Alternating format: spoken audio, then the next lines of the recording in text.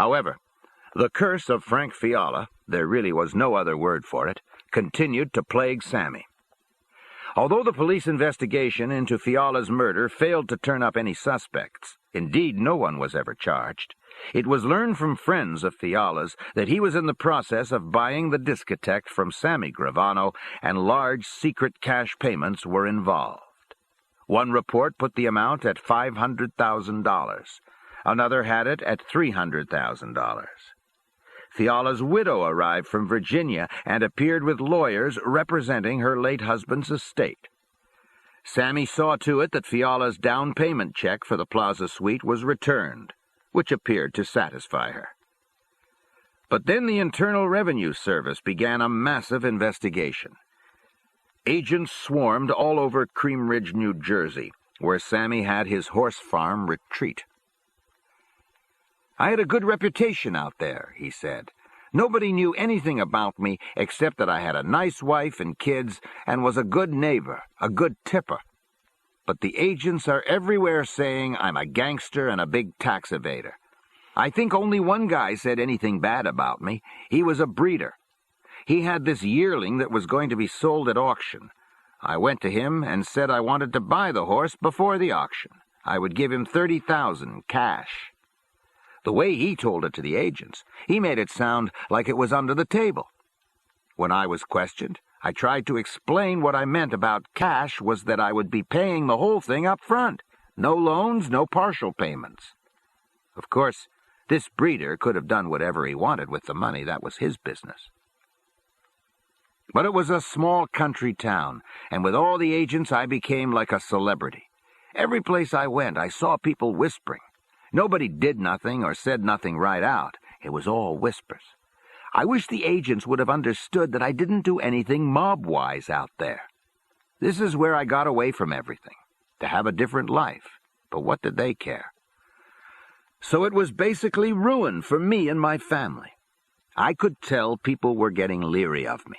Let's face it, a lot of little devils cheat on their taxes, and they didn't want agents seeing them associate with me. So it was time for me to get rid of the farm. It broke my heart, but I didn't have a choice. There was one good memory selling the farm. I had a special cart made so you could put it behind a horse instead of a sulky. It had a steel cage around it and was really secure for the kids to ride in. When the real estate woman who sold the farm for me saw it, she asked if she could buy it for her grandchildren. I said I'd think about it. I'd given her an exclusive on the farm, but when the time ran out, I told her not to worry. If she sold it, she would get her full commission. And she did sell it. At the closing, she said, "Sammy, do you remember I'd like to buy that cart?" The guy who's getting the farm said, "Doesn't that belong to me? Aren't I purchasing all the equipment?" I said, "No, if you look at the list, the cart's not there. I already gave it away." He says, "Who to?" And I said, "To this lady. It's for her grandchildren." And I told her to pick it up. I wasn't charging her anything. Now the agents are all over her, trying to find out if funny stuff was involved in the sale, if I got cash under the table or anything else. She said that there was absolutely nothing like that. She told them when her exclusivity ran out, I still paid her a full commission, and it was done on a handshake. She said the minute they walked out of her office, she was going to call me and tell me they'd been there and all the questions they asked, which she did do. As the IRS investigation continued, it became clear to Sammy that he would have to declare income on at least part of the cash he had received from Fiala. In preparation for this, he gave $50,000 to each of his two passive partners in the Plaza Suite, the Colombo Capo and the Genovese Soldier. He gave a substantial broker's commission to Garofalo. He gave $10,000 to each of his men who participated in the hit. Then his lawyer-accountant, Nicholas Gravanti, gave Sammy the wrong advice. He told Sammy that it would require time to work everything out. Sammy would declare the income the following year. That's when the tax would be paid. The IRS, meanwhile, was tracking down the original cashier's check from Fiala, tracing it to the dummy account and to the armored car company where Joseph Ingracia, Joe the check casher, picked up the cash and passed it on to Sammy. Sammy, Garofalo, and Ingracia were indicted May 24, 1985, on charges of trying to bilk the government out of taxes on a $1 million sale of a Brooklyn discotheque. Multiple counts included conspiracy to defraud the government, attempted income tax evasion, and violation of the Bank Secrecy Act, which mandated reporting any domestic currency transaction that amounted to $10,000 or more. If convicted, the three defendants each faced a maximum of 20 years in prison and fines of $530,000. Sammy was accused of secretly receiving $650,000. Garofalo was alleged to have gotten $40,000. In announcing the indictments, the U.S. Attorney in Brooklyn said the case stemmed from the murder of a Brooklyn businessman, although he did not link the murder to the three defendants. Sammy then retained one of the city's leading defense lawyers, Gerald Shargel. The federal prosecutors charged that Sammy had finally paid the taxes, $300,000, simply because he knew the government was closing in on him. They also claimed that Sammy had been trying to separate himself from Fiala's murder. On the stand, Gravano swore that he and he alone was responsible for Sammy's late payment. He had misunderstood the pertinent statutes. He had made a terrible and inexcusable mistake. In admitting this, he said, he knew he was putting his accountant's certification on the line. But the truth was the truth. The prosecution immediately objected, and the judge agreed, sharply rebuking Gravano. Ignorance of the law was no defense, particularly when as egregious as this. On the other hand, the judge forbade any mention that Sammy and Garofalo had alleged mob ties. It wasn't relevant to the case that the government had brought, nor was the murder of Fiala. Prosecutors were limited to saying only that he had died while the sale of the disco was taking place. When the jury adjourned for deliberations, a number of inquiries were sent out regarding Garofalo and Ingracia, who were marginal figures during the trial.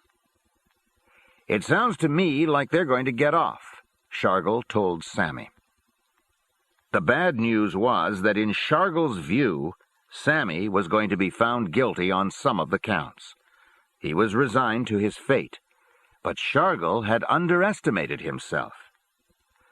In an impassioned summation, laced with sarcasm, Shargel had described Sammy as a really smart crook. What an ingenious plot! Here he was, accused of evading taxes, which in fact he did file and pay. All right, he was a year late. It was a mistake, a bad one. But how did this happen? Because Sammy listened to presumably expert advice. He relied on it. He went to his lawyer and accountant. What, Shargel demanded of the jurors, would any of them do in similar circumstances? Would they file when their professional advisors told them to? Or would they just file whenever they felt like it, completely disregarding what had been recommended? The jury acquitted Garofalo and Ingracia. And Sammy. The courtroom was packed with law enforcement officials. Like Shargel, they were certain Sammy would be convicted. "They were like sharks circling for the kill," Sammy said. "You should have seen their faces when I walked out." Shargel noticed that Sammy wasn't jumping for joy either. "What's the matter?" he said. "You won, you should be happy." "I just lost my brother," Sammy said. "He was like my right arm." It had happened the night before. Stymie, Joe D'Angelo, had been shot dead. Sammy got the call at home from Huck around 3 a.m. Huck tried to be careful on the phone, and finally Sammy said, "Just tell me what the fuck you're talking about." Then Huck said that the shooting had taken place in a bar and restaurant in Bensonhurst called Tolly's that Stymie and Sammy had bought together.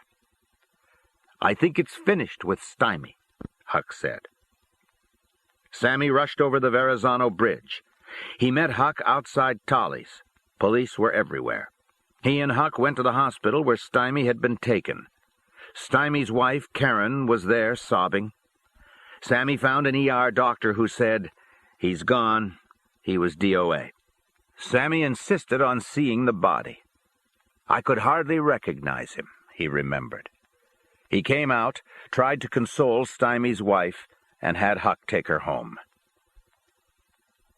Sammy spent the rest of the night putting together the story. Apparently, a young Colombo family associate, about to be proposed, stoned and drunk, had gone into a bar, the Green Lantern, not far from Tolly's. A female manager ran it for the Genovese family. She was about to close up. The Colombo associate began cursing her, demanded drinks, and ended up helping himself to the cash register before leaving.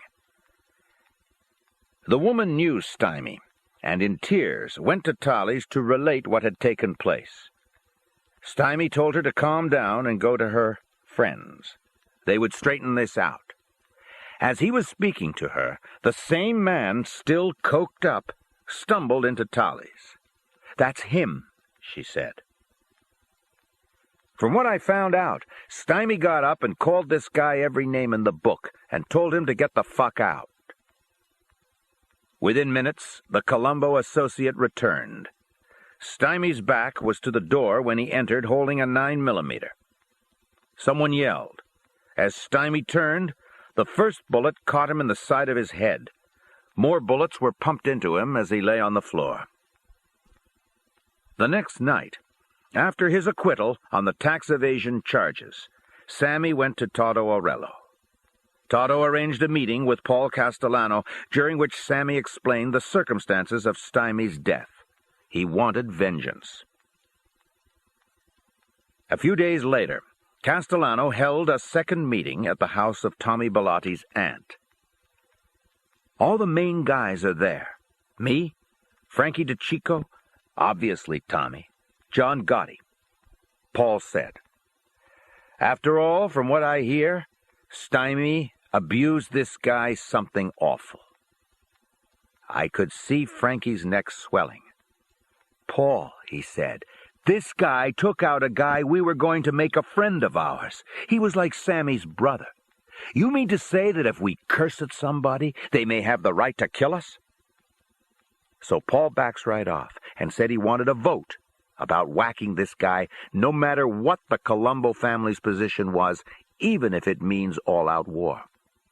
I said, he's got to go. And everybody votes the same, except Jimmy Brown. He's a captain, with his garbage collections and all, but he ain't no tough guy. I guess he's there as an advisor. He said, "Paul, whatever you want is okay with me." And Paul said, "I'm not asking you that. What I want is what you think." And Jimmy said, "Oh, well, you put it that way. I'm with everybody else." Paul authorizes me and Frankie to meet with the Colombo people. They have already got a strong beef from the Genovese family for what this guy did in the Green Lantern. But I have the lead. That wasn't nothing compared to what happened to Stymie. So we go see Scappy, Tony Scarpati. He's a captain, but right then he's the acting boss of the Colombos.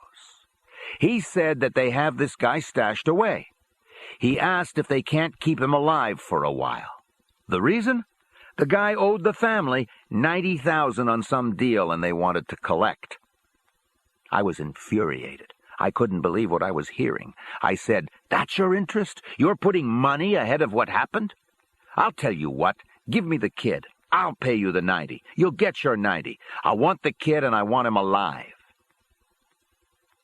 Carmine Persico was away at this time, so I don't know if he got involved. But maybe a week later, I got the word they ended up killing the guy themselves. Some years later, somebody talked, and the cops eventually found what was left of him buried on a beach somewhere on Staten Island. So now I only had one Luca Brasi left, Old Man Peruta. I noticed he'd stopped going to the track in the afternoon like he always did. I said, "Joe, why don't you go out there with your son and enjoy yourself?" "No," he told me, "Stymie ain't here no more. I'll be with you at your side until the day I die." And he was.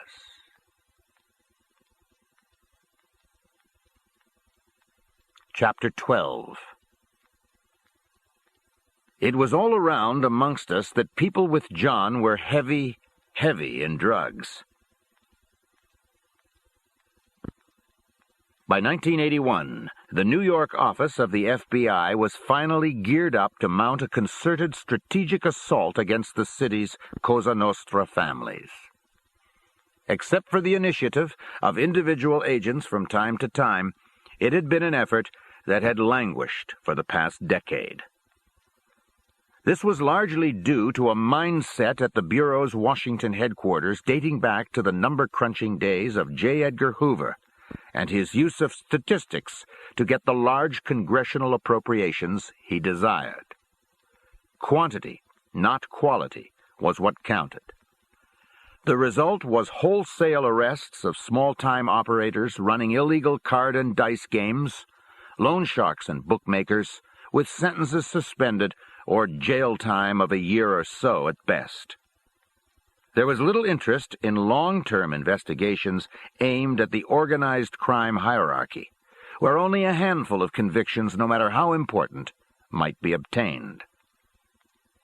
Also, two critical law enforcement tools against Cosa Nostra had been badly underutilized. One was the 1970 Racketeer-Influenced and Corrupt Organizations Act, RICO. The other was the Title III electronic surveillance provisions contained in an omnibus crime bill that had become federal law 2 years earlier.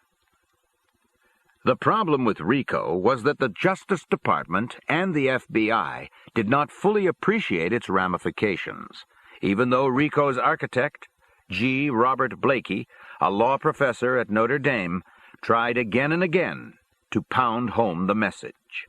And the message was that RICO was aimed at a systematic pattern of criminal activity. Any 2 of 30-odd specific criminal acts, murder, extortion, loan sharking, and so on, that could be linked to a particular Cosa Nostra family would allow the government, in theory, to go after that family and targeted members of it as a criminal enterprise in and of itself, with penalties far more severe than the old conspiracy laws that were relied upon in the past. The concept was so novel that the Justice Department was hesitant to move on it. Instead, it was being used, and not often, in cases involving mob infiltration of legitimate businesses, turning them into criminal enterprises. The problem with Title III electronic surveillance, which had also been authored by Blakey, was not that the FBI lacked the most sophisticated eavesdropping devices. It was that this was the domain of the Bureau's Foreign Counterintelligence Division, which was adamant about not giving an inch to the criminal division's needs. The objection was more than territorial. In organized crime trials, the courts might force the FBI to reveal not only what technology was being used, but the techniques that had been employed. A foreign counterintelligence supervisor told his organized crime counterpart, "If you think we're giving this up for some fucking gambling case, you're fucking nuts."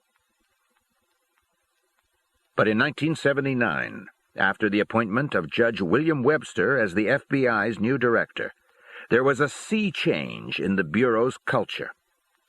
Blakey's incessant lobbying paid off.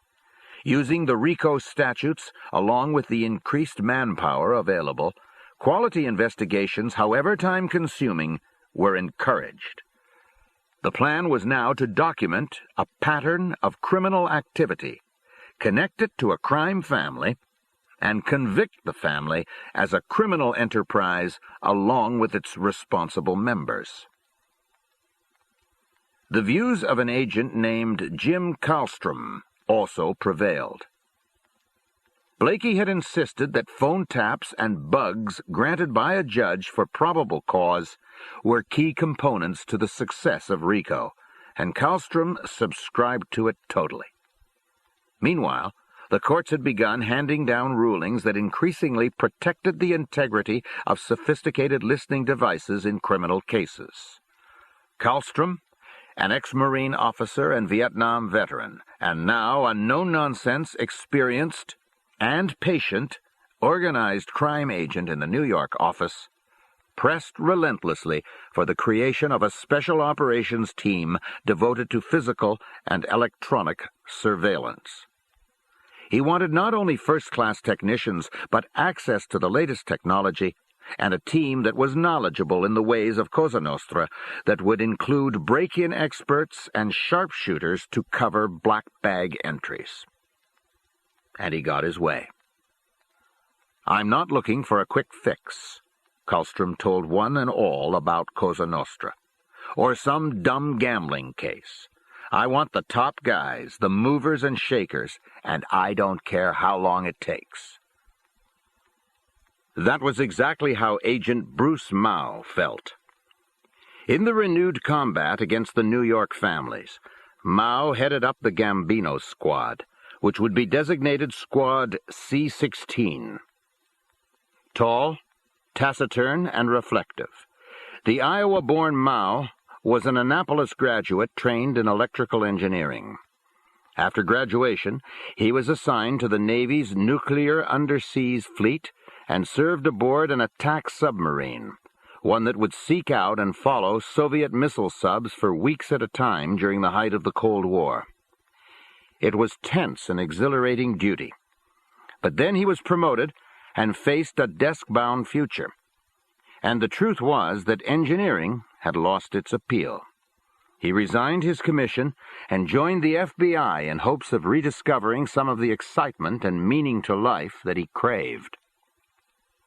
At last, his goal was achieved with the Gambino Squad. He'd previously been on organized crime duty in New York and had been as frustrated as Karlstrom. But now it was different. The targets had been upgraded. Given the opportunity, Mao had chosen to go after the Gambino family. It was precisely the sort of challenge he had been yearning for. Only the Genovese family rivaled the Gambino family in power. And at that stage of the game, the Gambinos were infinitely more mysterious. Mao would be essentially starting from scratch. He knew that the family boss was Castellano, Della Croce was the underboss, and Joe N. Gallo the consigliere. He also knew that except for Della Croce, who had spent time in prison on an income tax evasion conviction, hardly the sort of prosecution Mao envisioned, none of them had seen the inside of a cell for as long as anyone could remember. To his dismay, he discovered that there were no ongoing cases against any of the three. Months were required to recruit the personnel Mao wanted. To start compiling background on the family leadership, he assigned agents to surveil Castellano, Della Croce, and Gallo, simply to learn what their daily routine was, where they met, whom they saw. Mao had no idea how many crews were in the family or the identity of most of the captains, much less the soldiers and associates. Mao did know, however, that a Maid family member, John Gotti, was a swashbuckling neighborhood figure in Ozone Park in Queens, immediately north of JFK Airport, who operated out of the quaintly named Bergen Hunt and Fish Social Club.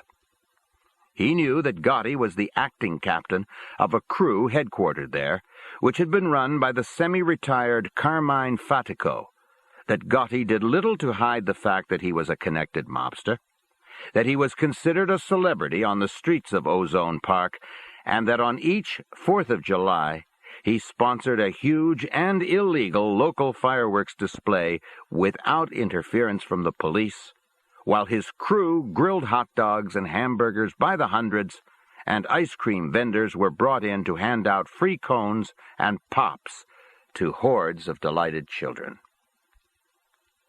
It wasn't Gotti's swaggering ways or thumb-the-nose attitude toward law enforcement, however, that caused Mao, as soon as the Gambino squad became operational, to designate Gotti his #1 target.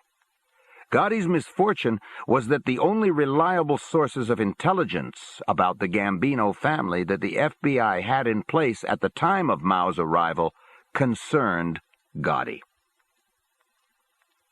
One of these sources was a bookmaker with close ties to the Bergen crew, who, hoping to hedge his own bets against future run-ins with the law, began reporting Gotti's obsessive sports gambling, especially on football and basketball.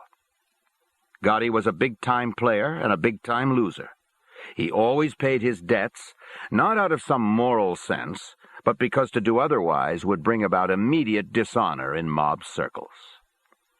Gotti resided in a modest Cape Cod-style house in the Howard Beach section of Queens, adjacent to Ozone Park. His sole recorded income at the time was a $25,000 annual salary as a salesman for a plumbing supply company. On a given weekend, the bookmaker confided, Gotti would lose that much or more. Where was the money coming from? The bookmaker suggested narcotics trafficking. Gotti's crew was heavily engaged in heroin and cocaine.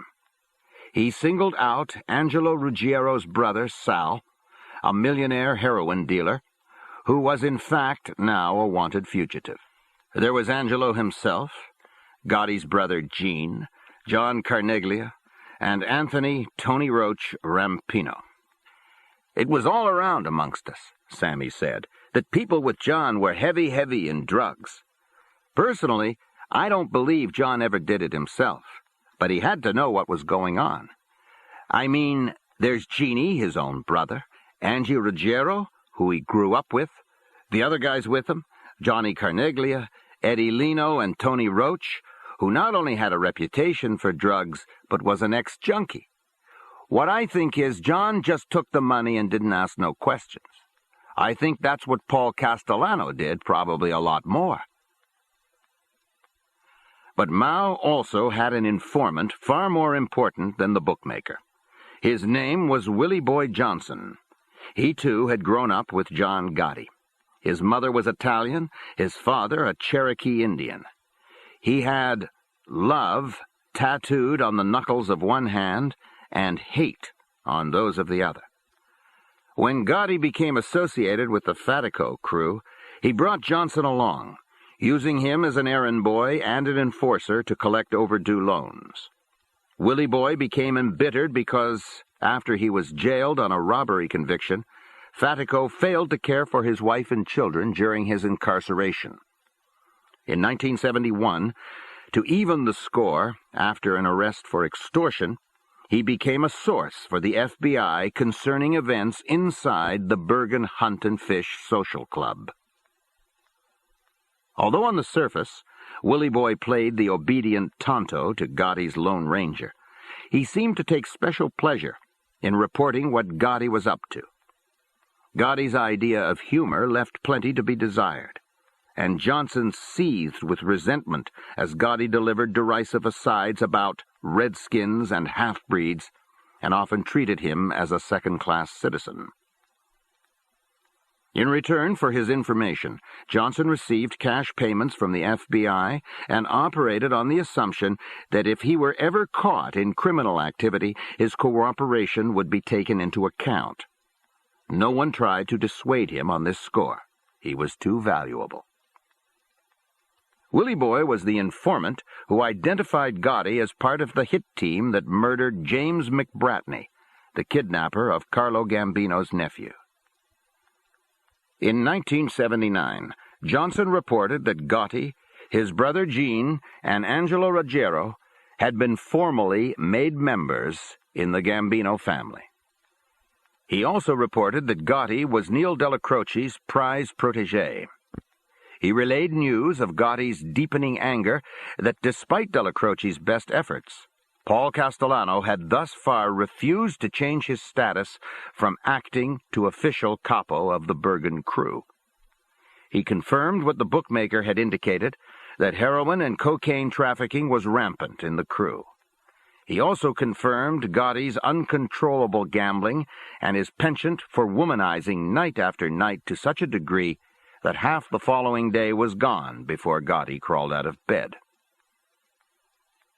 In 1980, a Howard Beach neighbor of Gotti's, a man named John Favara, who worked in a Long Island convertible bed factory, was driving home.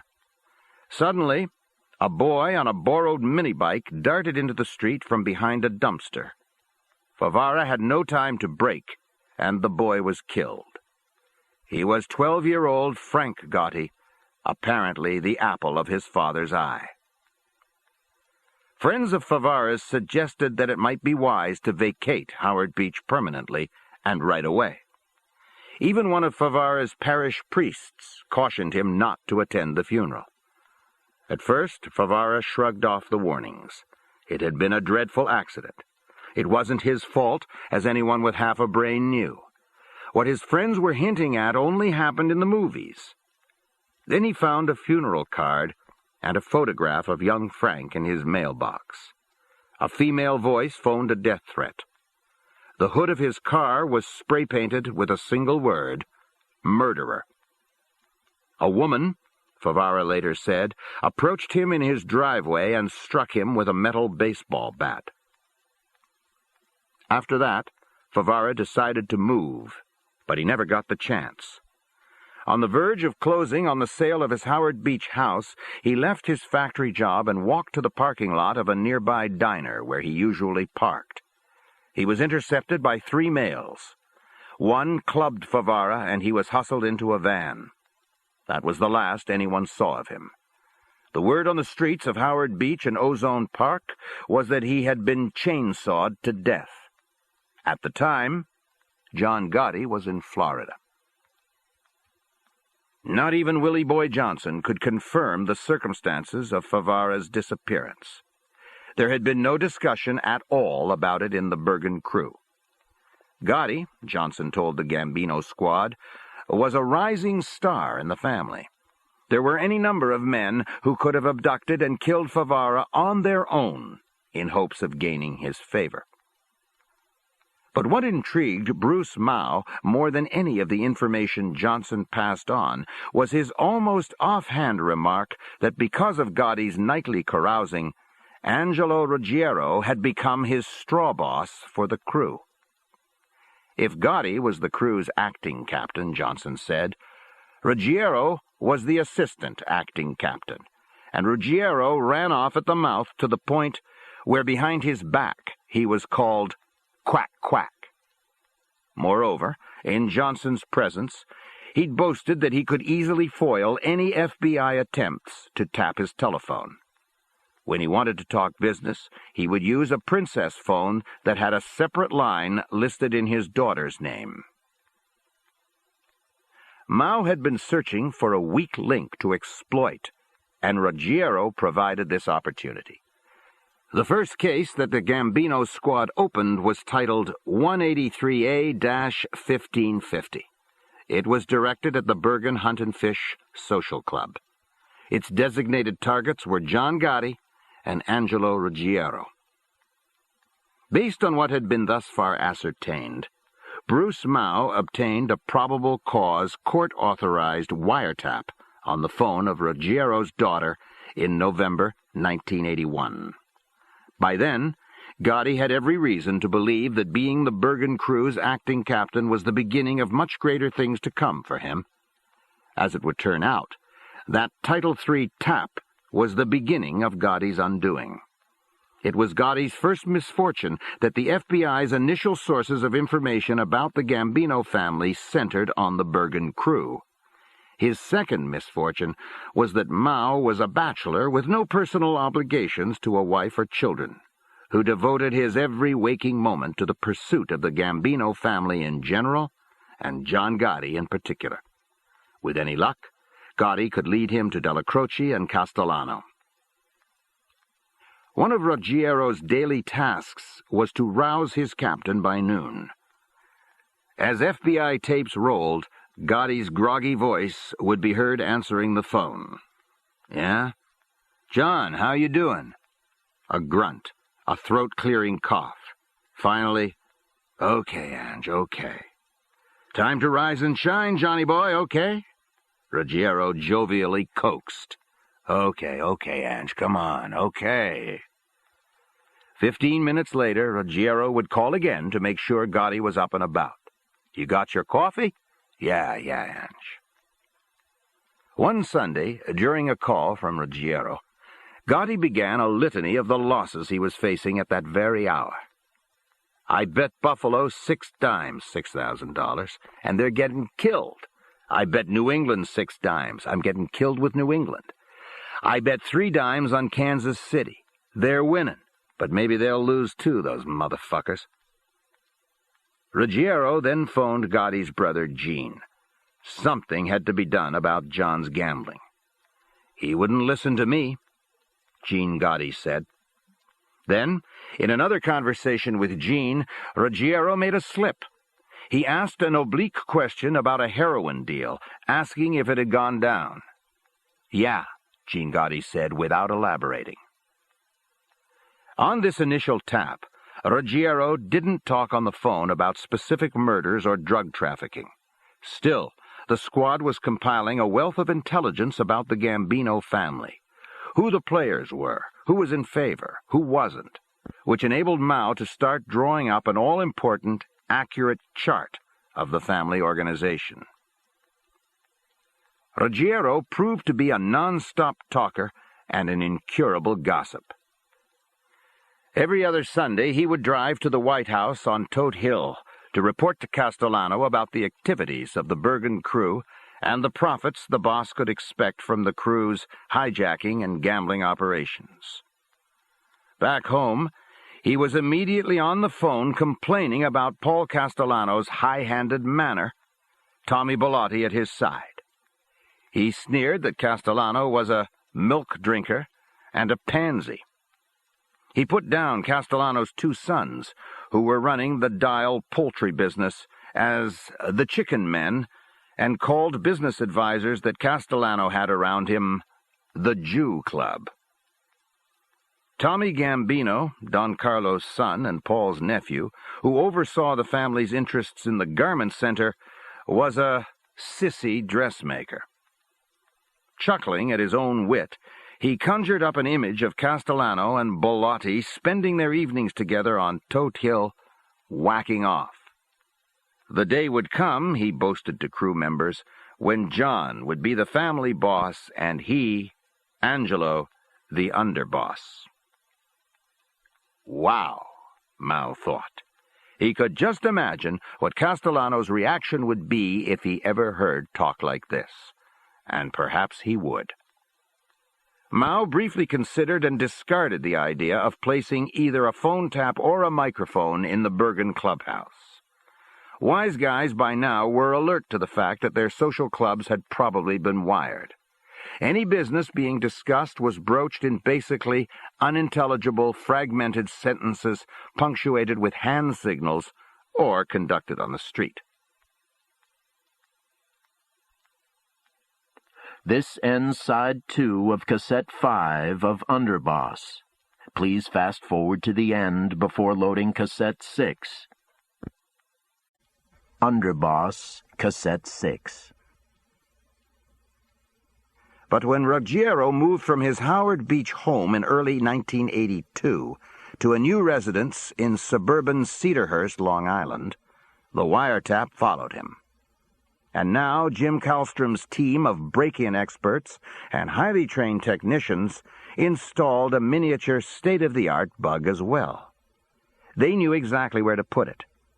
Thanks to Willie Boy Johnson and other sources developed once Gotti was targeted, Mao had learned that Ruggiero held his mob meetings in a dinette off the kitchen. the garrulous Angelo came through. A Long Island neighbor, Robert DiBernardo, the family's porno king, would drop by, and from the constant, prurient questioning by Ruggiero, Mao's squad got a very clear picture of both the extent and the profitability of what the family was raking in. Mao also learned that the serious, potentially bloody rivalry supposed by conventional wisdom to exist between Neil Della Croce and Paul Castellano was very much overblown, if it existed at all. Frank DeCicco was a visitor to the dinette. Admittedly, a racketeer gangster gap existed between the boss and the underboss, and DeCicco was one of the few in the family able to move easily between the two, enjoying their mutual respect. But when Ruggiero, who was a nephew of Della Croce's, tried to convince DeCicco that his uncle had real beefs against Castellano, DeCicco wouldn't bite. To Ruggiero's unhappiness, DeCicco said that as far as he was concerned, Neil was a faithful underboss. He was old line Cosa Nostra. He knew the rules. Gene Gotti, John Carneglia, and Eddie Lino, who was yet to be made, sat at Ruggiero's dinette table. They all worked for Angelo's fugitive brother Sal, whose heroin trafficking, they told Angelo, had brought in upwards of $2 million in just one 6-month period. From the tone of these conversations, Mao deduced that Angelo himself was not then directly involved in heroin. Then, suddenly, everything changed. On May 6, 1982, almost 2 months to the day after the dinette bug was activated, Sal Ruggiero died in the crash of a chartered Learjet off the Florida coast. And Angelo, as the executor of his estate, inherited his brother's drug cartel. Now the talk about heroin became quite explicit. Gene Gotti and John Carneglia would inform Angelo that they had 5 kilos available here, 3 there. This or that had to be done. "The guy has already paid," Gene Gotti once said. "We owe him 2 kilos. Other suppliers and dealers who'd been part of his brother's empire would be at the Cedarhurst house, using transparent code words like pieces of furniture or mortgage payments. In his new role as a heroin trafficker, Ruggiero exhibited an uncharacteristic wariness. He not only had law enforcement to worry about, but was well aware that Paul Castellano had repeatedly declared, "You deal in drugs, you die." He brought in an ex-New York City cop to sweep his home for possible taps and bugs. As soon as Gambino's squad agents learned this, the microphone was turned off. 2 days later, after the sweep had been completed, it was activated again, and the former cop was overheard telling Ruggiero, "Ange, I've got good news and bad news. The good news is the house is clean. The bad news is your phone's tapped." Ruggiero could barely contain his relief. "I figured that," he gushed. I knew it! Thank God I watch myself on that fucking phone. Them motherfuckers. Fuck them." Bruce Mao allowed himself a big smile. Giving up the wiretap was not much of a sacrifice. The bug was what counted. Eventually, it would provide probable cause to attempt to place a bug in Castellano's great house on the hill. One bit of intelligence gleaned from this surveillance initially surprised Mao. For all his bluster, John Gotti was deathly afraid of Castellano. When Gotti was summoned to a meeting with the boss, Mao remembered, he returned shaking like a leaf. And when one of these summonses occurred, usually out of the blue, Gotti would be ready to jump out of his skin. "Now what's going on? Am I in trouble again?" Upon reflection, though, Mao realized that Gotti had every reason to be terrified of Castellano. However tough the Bergen crew was, it was no match for the work crews that answered to Paul Castellano. For all of his desire to wrap himself in the mantle of a successful businessman, Castellano still commanded a huge army of stone killers, like Tommy Bellotti, Frank DeCicco, Roy DeMeo, Nino Gaggi, a violent Irish gang called the Westies in Manhattan that Castellano used for off-the-record hits, and, of course, Sammy Gravano. But at this juncture, Sammy the Bull was nowhere on Mao's radar screen. In Ruggiero's endless chit-chat about the family, he had never once mentioned Sammy. At that time, in 82-83, I was 1,000,000 miles away from the Bergen crew, Sammy said. I wasn't into drugs, into hijacking, heists, bookmaking. I was in construction. John's people, Angelo, don't know nothing about construction. I knew John did a lot of hits for Paul, and he knew I did them too. But you don't talk about them. Like Todo Aurello once said, you do a hit, it's over and done with. You talk about it, and you're doing it again. And it could wind up on tape. Despite all the distractions of the Plaza Suite tax case, Sammy continued to broaden his construction interests. Besides the plumbing and drywall companies and his hardwood flooring and carpeting firm, he launched a painting company. In much the same way that the Gambino family controlled Local 282 of the Teamsters, the Lucchese family controlled District Council 9 of the International Brotherhood of Painters and Allied Trades. What I do, Sammy said, is I get Dino, who is a guy with the Lucchese people, to go and bid the painting contracts for me. Dino gets the job, and I get half the profits. And Sammy also moved into steel erection for buildings. A relatively small company, Gem Steel, was run by an entrepreneur named Joseph Polito. A decent guy, a cool guy. Polito's chief engineer was Mario Mastromarino. Mario worked in steel all his life, really a top guy in his field, recognized and respected. Me and Louis Melito know Mario for 100 years from the neighborhood, and he approaches us and asks if we could help Gem on some subcontract. And we did. He comes back and says how happy Joe Polito is, and could we help out on another job he's bidding for. So eventually, me and Louis sit down with Joe and we tell him, look, you got a couple of favors from us, and it benefited you pretty good.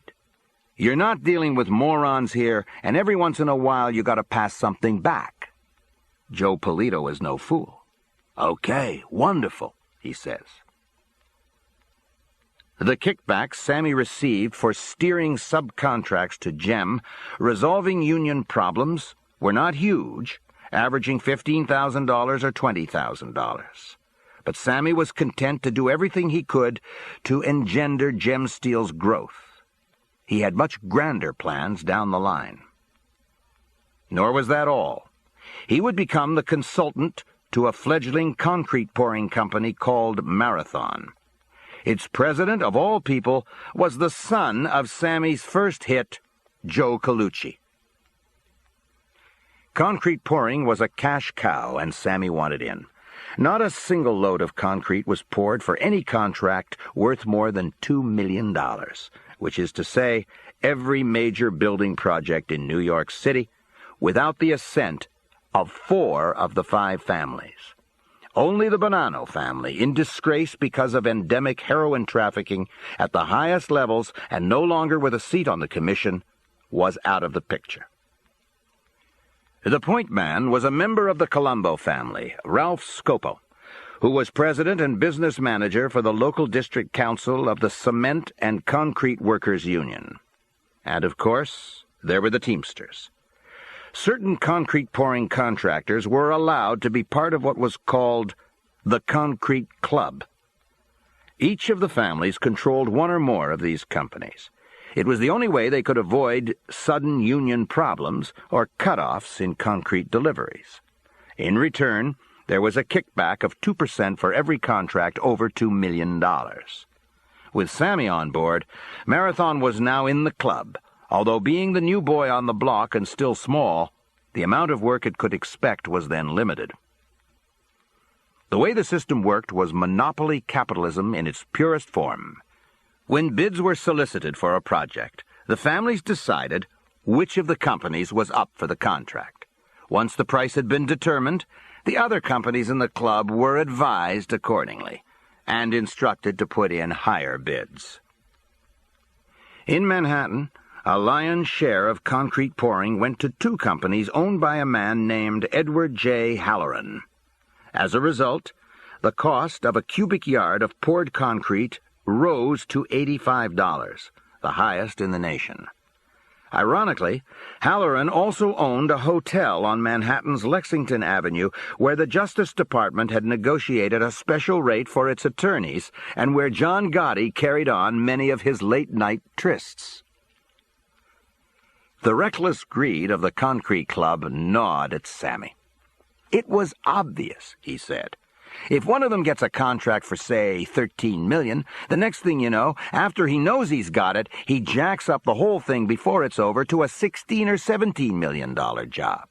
Now he's increased the cost 33%.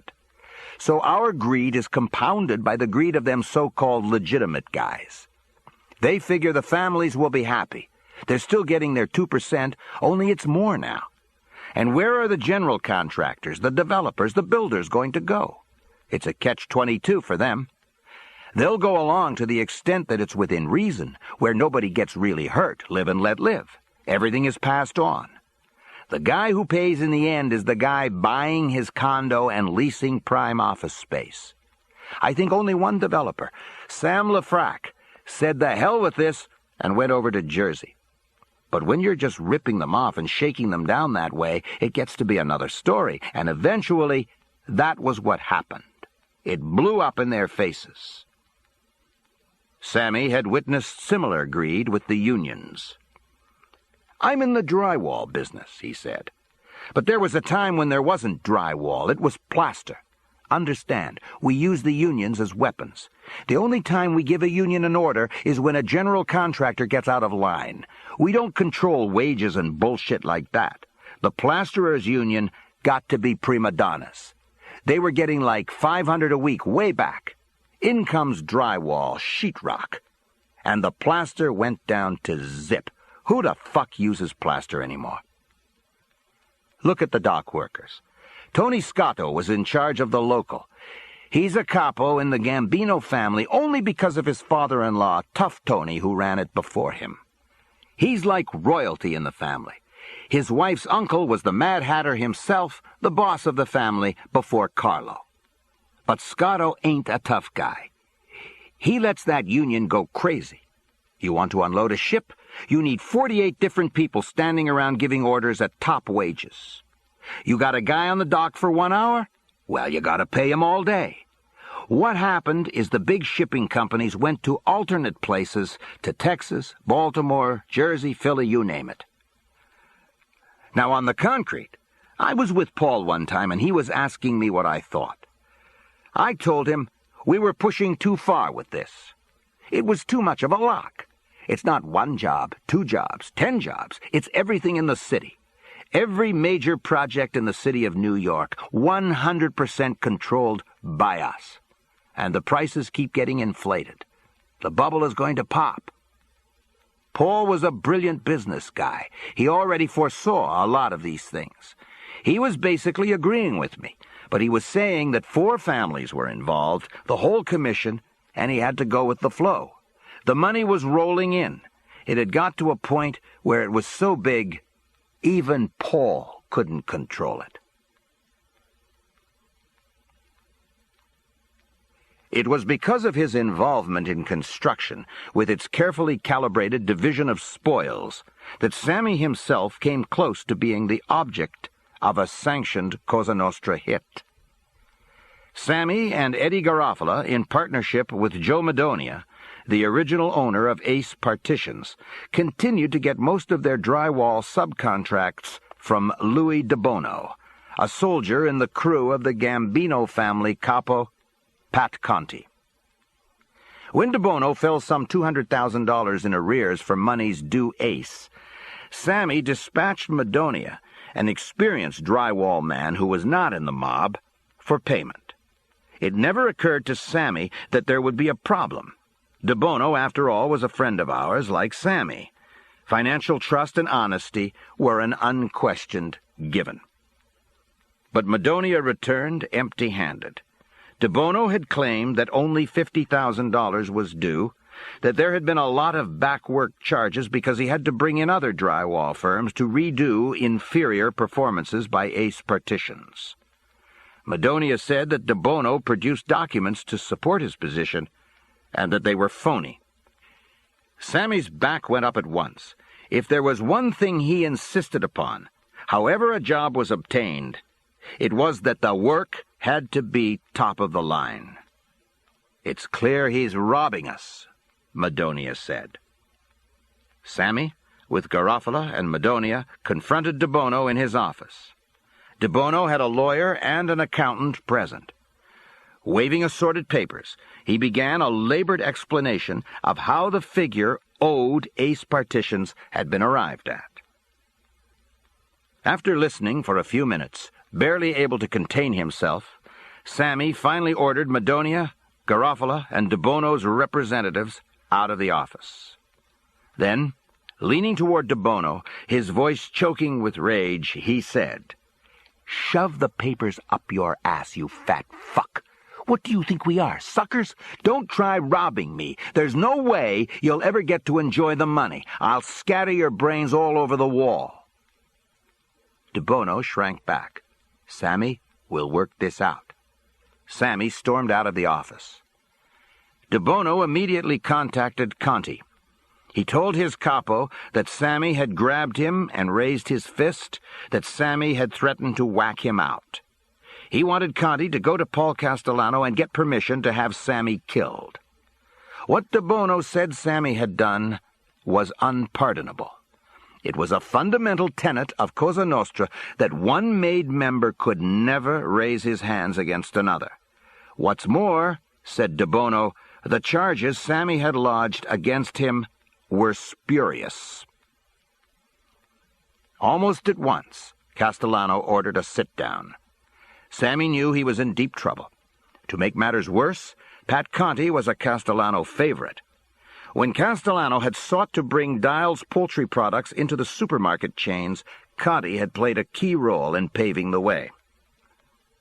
Sammy told Frank DeCicco that he had let his temper get the best of him, but the truth was, he didn't regret it. "Look," DeCicco counseled, "there was only the two of you. It's your word against his. He says one thing, you say the other. You deny it. Who can prove anything?" "Maybe you're right," Sammy said. He respected DeCicco, and the more he thought about it, the more it seemed to be really good advice. The meeting was scheduled to be held in the back of a Staten Island diner. At least, Sammy figured, nothing would happen there. He took Eddie Garofalo with him. But when they arrived, nobody was around. Then I saw this black Lincoln pull up with tinted windows so you can't see in. Tommy Bellotti steps out of the Lincoln. He tells me the appointment has been changed. It's going to be in the basement of some house. "Bring your brother-in-law," Tommy said. Now I can't help wondering if I'm going to come out of this fucking meeting.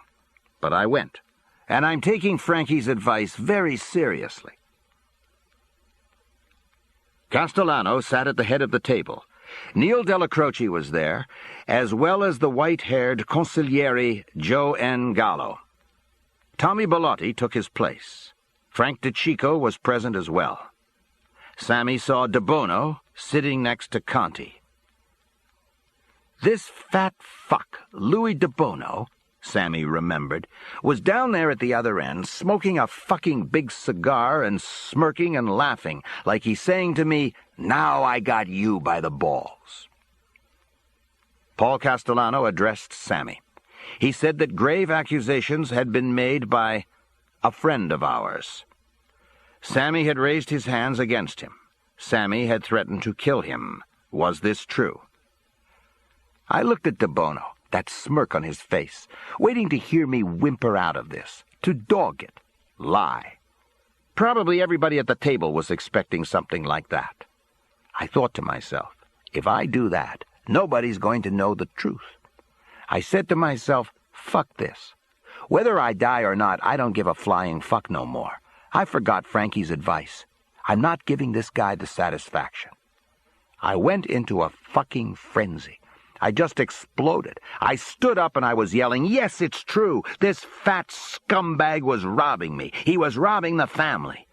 I explained how he was cheating on all the paperwork. He deserved to die. I said, "Paul, give me the permission and I'll kill him right here and now."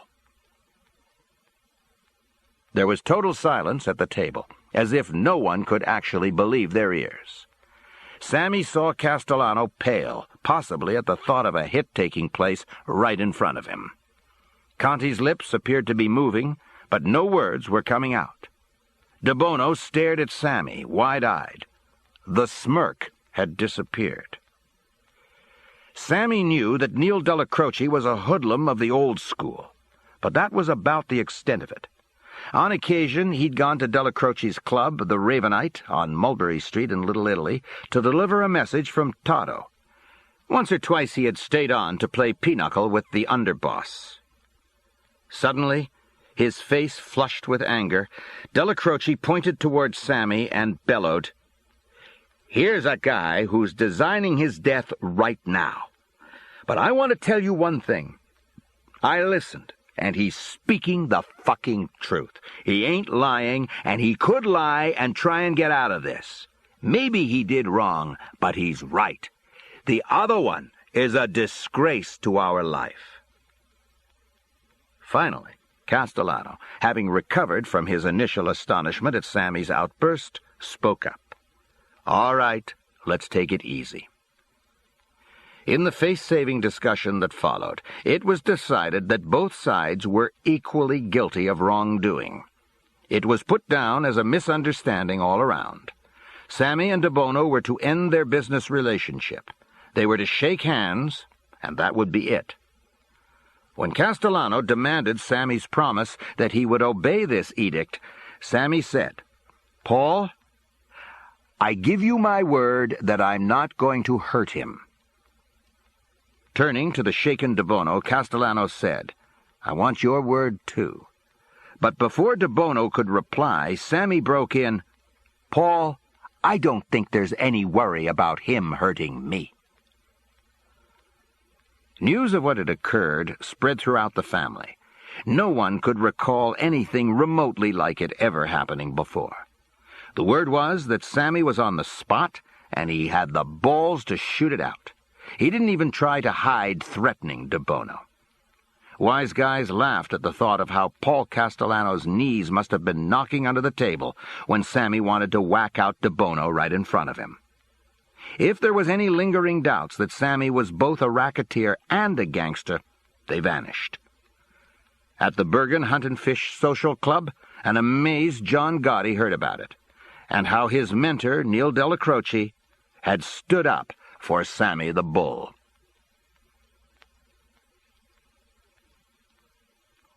Chapter 13. What sides? I thought we were all one family. Based largely on evidence gathered from the microphone in Angelo Ruggiero's dinette, court authorization was obtained for a Title III bug to be placed in Castellano's Tote Hill residence. It was a daunting prospect. Not only was the mansion in a security-conscious neighborhood of million-dollar-plus homes with no parking allowed on the streets, but it was protected by the most modern alarm system, monitored by a security company minutes away that was run by a private investigator who occasionally replaced Tommy Bellotti as Castellano's driver when Bellotti was otherwise occupied. Beyond this, there were closed-circuit cameras, window sensors, sophisticated locks, watchdogs, and floodlit grounds at night. When Jim Kallstrom told his two top agents on the Special Operations Team, John Kravick and Jim Cantamesa, what their next assignment was going to be, he recalls Kravick wisecracking, "A piece of cake. When do we do it? After we finish wiring the Vatican?" Two other agents on Mao's Gambino squad, assigned to keep tabs on Castellano, would later publish a book in which they describe participating in a daring-do midnight break-in to place the bug, complete with blackened faces and black clothes, knocking out the watchdogs with drugged meat and bypassing the alarm system with only seconds to spare before it went off. In fact, none of this happened. Kallstrom's team spent weeks poring over various scenarios. Blueprints of the mansion were acquired.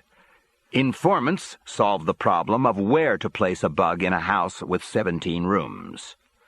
Big Paul usually conducted his mob business gatherings at a long table at one end of his vast kitchen, presumably comforted, as a former butcher, by the proximity of his cherished meat lockers. Finally, a decision was reached that the security obstacles were too great for a break-in. In addition, surveillance showed that there was hardly a predictable moment when someone living in the mansion wasn't there.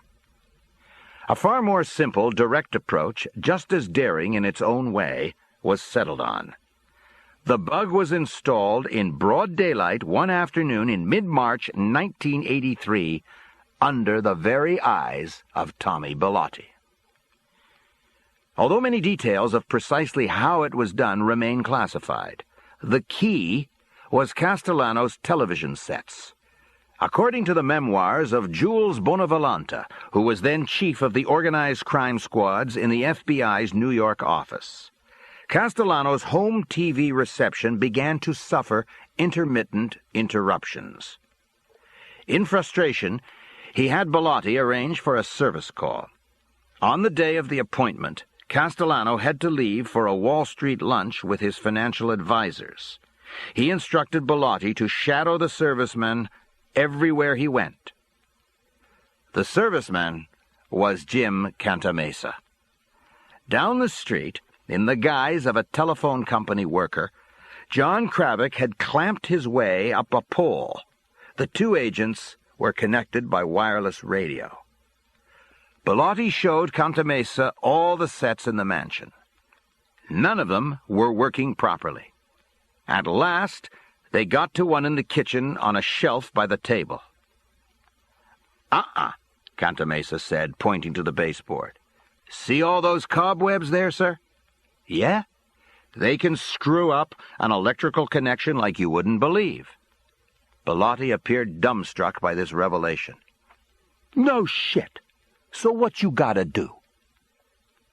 Cantamesa explained that the first thing to do was to clean out the cobwebs, and next, to examine the wiring in the immediate vicinity to ascertain whether it should be replaced. Producing wires with alligator clips, he said, I can jump over the bad section here like this. Kravick, on the pole, immediately eliminated the TV signal interference. Unbelievable! Bellotti said. Fucking cobwebs! Who fucking knew? Cantamesa was careful to ask Bellotti if he wanted him to take care of the problem, and Bellotti urged, Yeah, do what you gotta do.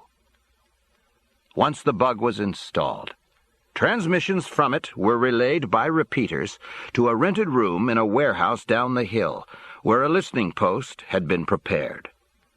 But all that was being received were broadcasts from an all-news radio station. Two technicians from Foreign Counterintelligence in Washington were called in. They brought equipment that even Kallstrom's team was not privy to. For about an hour, they fiddled with dials and exotic antennae, until suddenly Paul Castellano's voice was heard saying, There any more of that pie left, Gloria?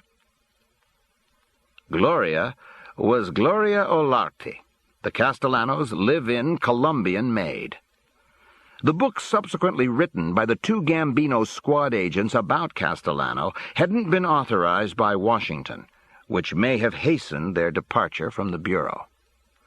Among its more sensational revelations was not only that Gloria was Big Paul's mistress, but that the 68-year-old boss was impotent and had arranged for a penile implant to consummate their affair. Intimate details of Castellano's explanation to her of the procedure were published.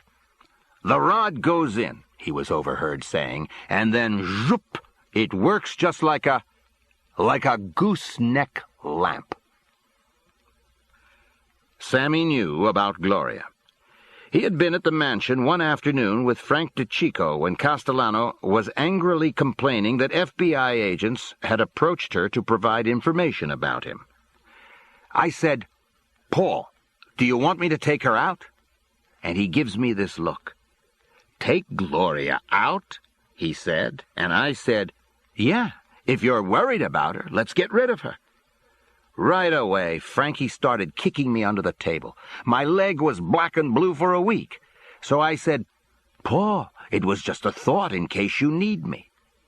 After we left, Frankie says, "Are you nuts?" "Why, what's the matter?" "He loves this girl. He's having an affair with her. He's gone berserk over this fucking broad." I said, "Gloria?" He said, "Yeah, Gloria. He'll kill me and he'll kill you before he kills her. Are you crazy or what?" I told Frankie, how was I supposed to know? This Gloria was ugly as sin. She was fucking atrocious. She could hardly speak English. I couldn't understand it. I mean, a guy like Paul who's got a ton of money? So get a gorgeous-looking broad, buy a little place for her, keep her tucked away, and do what you want. It don't mean nothing. Who could figure he's going to find the ugliest one in the world and do what he was doing right in front of his own wife under the same roof? Unbelievable. And his wife, Nina, was a wonderful woman, like you would want your mother to be. Years later, when Sammy learned about the penile implant, he wasn't that surprised. He recalled a time when Castellano had gone to Florida with Tommy Bellotti to avoid a subpoena. Castellano would call in every night to a public phone in a Staten Island pharmacy. One day, a son of Castellano's contacted Sammy and told him, "My father wants to speak to you." On the phone, Castellano said he wanted an update on some construction projects. Could Sammy fly down just for a day? But the day stretched into 3 days, then 4. Castellano rarely ventured out of the hotel suite he and Bellotti, and now Sammy, were sharing, and Sammy was getting stir-crazy. After Castellano had retired for the night, Sammy said to Bellotti, "Let's go out for a couple of drinks, not for long." "No, Sammy, we can't. What if, God forbid, something happens?" I think about this for a second, Sammy remembered, and I said, "You're right, Tommy. We're like security, I guess. We gotta stay here. So we're fucked." I open up the yellow pages, and there's all these escort services. I called one of them up and told them to send over 2 young girls, early 20s, blonde, blue eyes. Tommy's a little leery, but I said, "We're in our part of the suite. How's Paul going to know?" Sure enough, these 2 hookers come in, knockouts, really nice, sharp. When we're finished, I start thinking about Paul. "Listen," I said to the girl I was with, "my uncle's in the next room. I want you to knock on the door. Don't ask him no questions. Don't ask for no money. Don't ask him nothing. Just go in there and do whatever he wants you to do." I think she wanted $50, so I gave her $100 to make sure everything goes right. Now Tommy's in a panic. What if Paul takes offense? What if he does this, and what if he does that? I said, "I'll take the weight. If he don't want her, he'll throw her out. He wants to get mad, he'll get mad at me because I did it." This girl knocks on the door. It opens. She's standing there. All of a sudden, I see his hand come out and grab her by the wrist, and she goes in. I figured, so far so good. He didn't throw her out. About 30 minutes passed before she comes out. "How'd it go?" I asked. "Did he say anything?" "No. He just took my arm and went back in bed and laid down. But he never got it up. I did everything I could.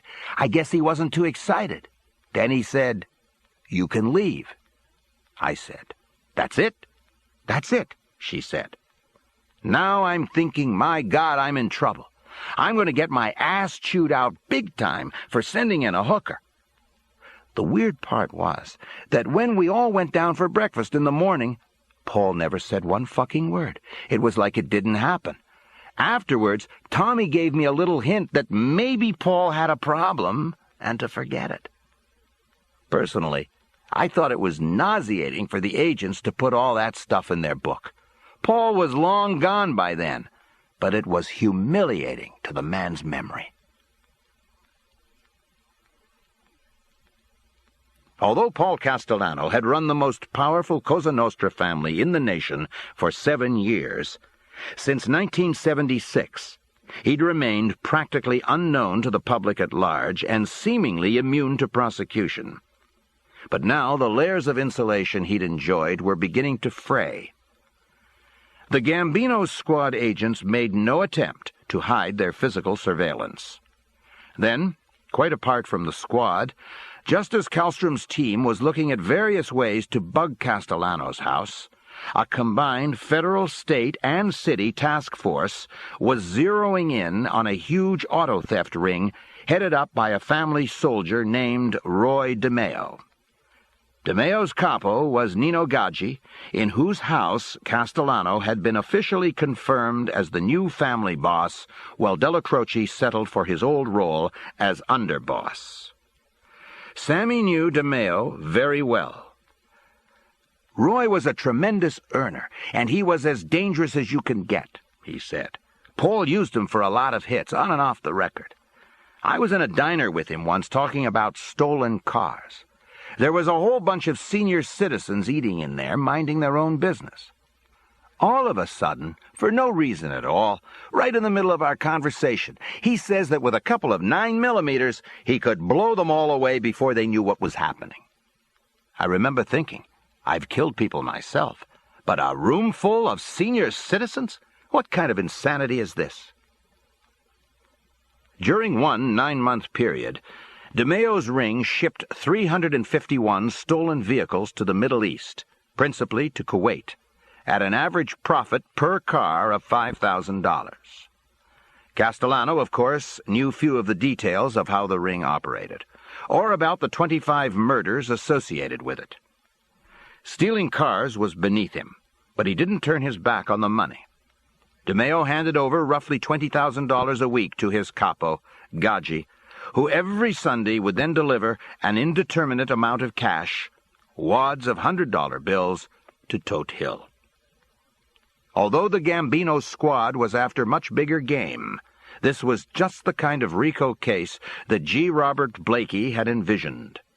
DeMeo, a participating member of a criminal enterprise, and Castellano, the overall head of that enterprise, who had reaped illicit proceeds from a pattern of racketeering, whether or not he was personally involved in it. Castellano was perfectly aware of the pitfalls. To make matters worse, from his standpoint, DeMeo had also become a heavy dealer and user of cocaine. His behavior was increasingly erratic. This made him even more dangerous.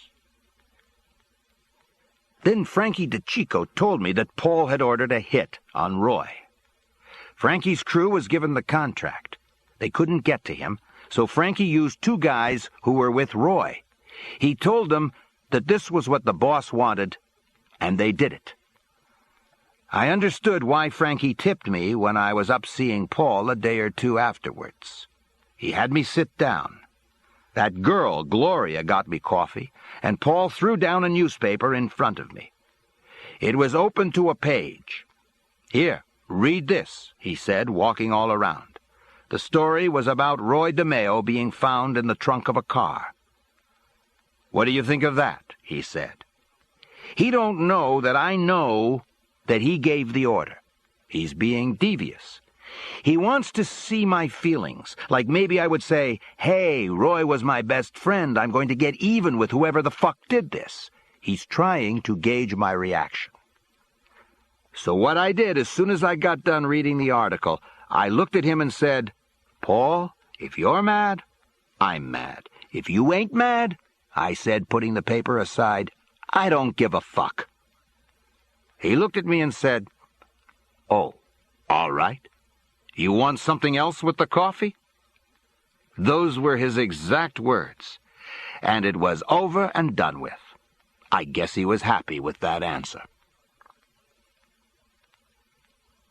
Far more serious clouds hovered on Castellano's horizon.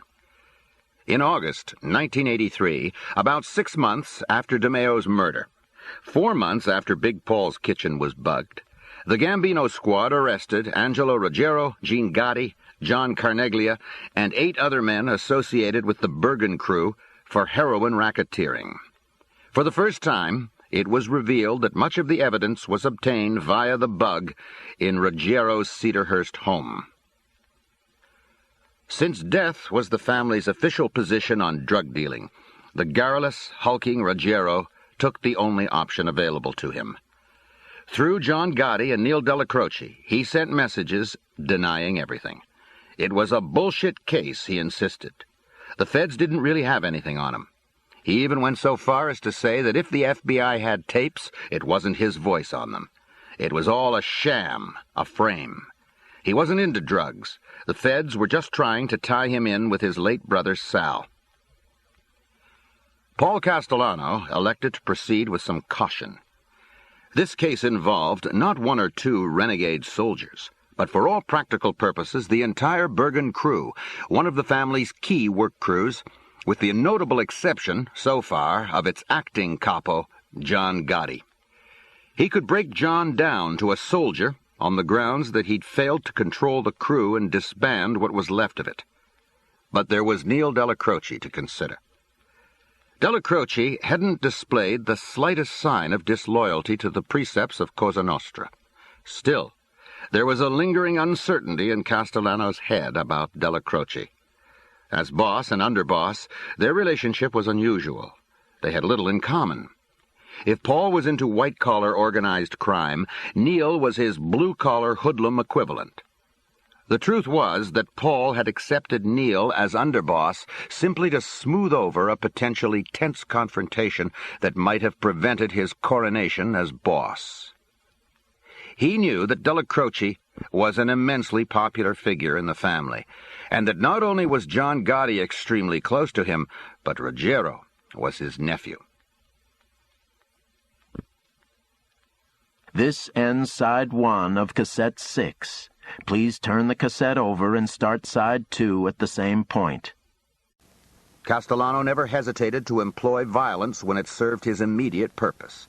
He was not, however, as Sammy said, an instinctive gangster. To back the Bergen crew into a corner was to invite civil war. Castellano had seen how persistent blood-soaked warfare in the Colombo family, beginning with the assassination of Joe Colombo and continuing on through the lengthy imprisonment of Carmine Persico, was tearing that family apart. At this stage of his life, it was the last thing Castellano desired. He loved the money being boss brought him, but he'd begun to detest the job itself. And, of course, he had no idea that the electronic surveillance of Ruggiero had led to the bug in his own residence. Delacroce, playing for time on behalf of his nephew as well as Gotti, provided Paul with a face-saving way out. "Look," Neil told him, "sooner or later the government's got to turn over them tapes. Let's see what's on them." Then the Gambino squad's Bruce Mao learned that Ruggiero had already started playing another high-stakes card.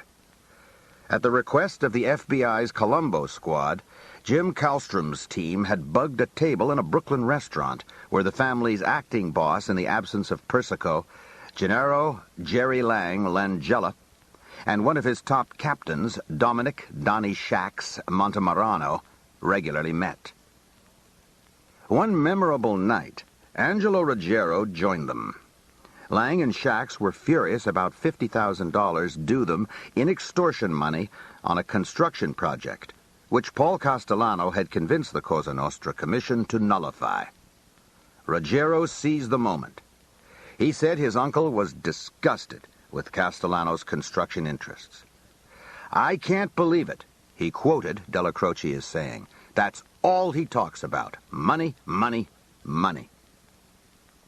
Big trouble was brewing between his uncle and Castellano, said Ruggiero. "I think Paul's looking to whack Neil."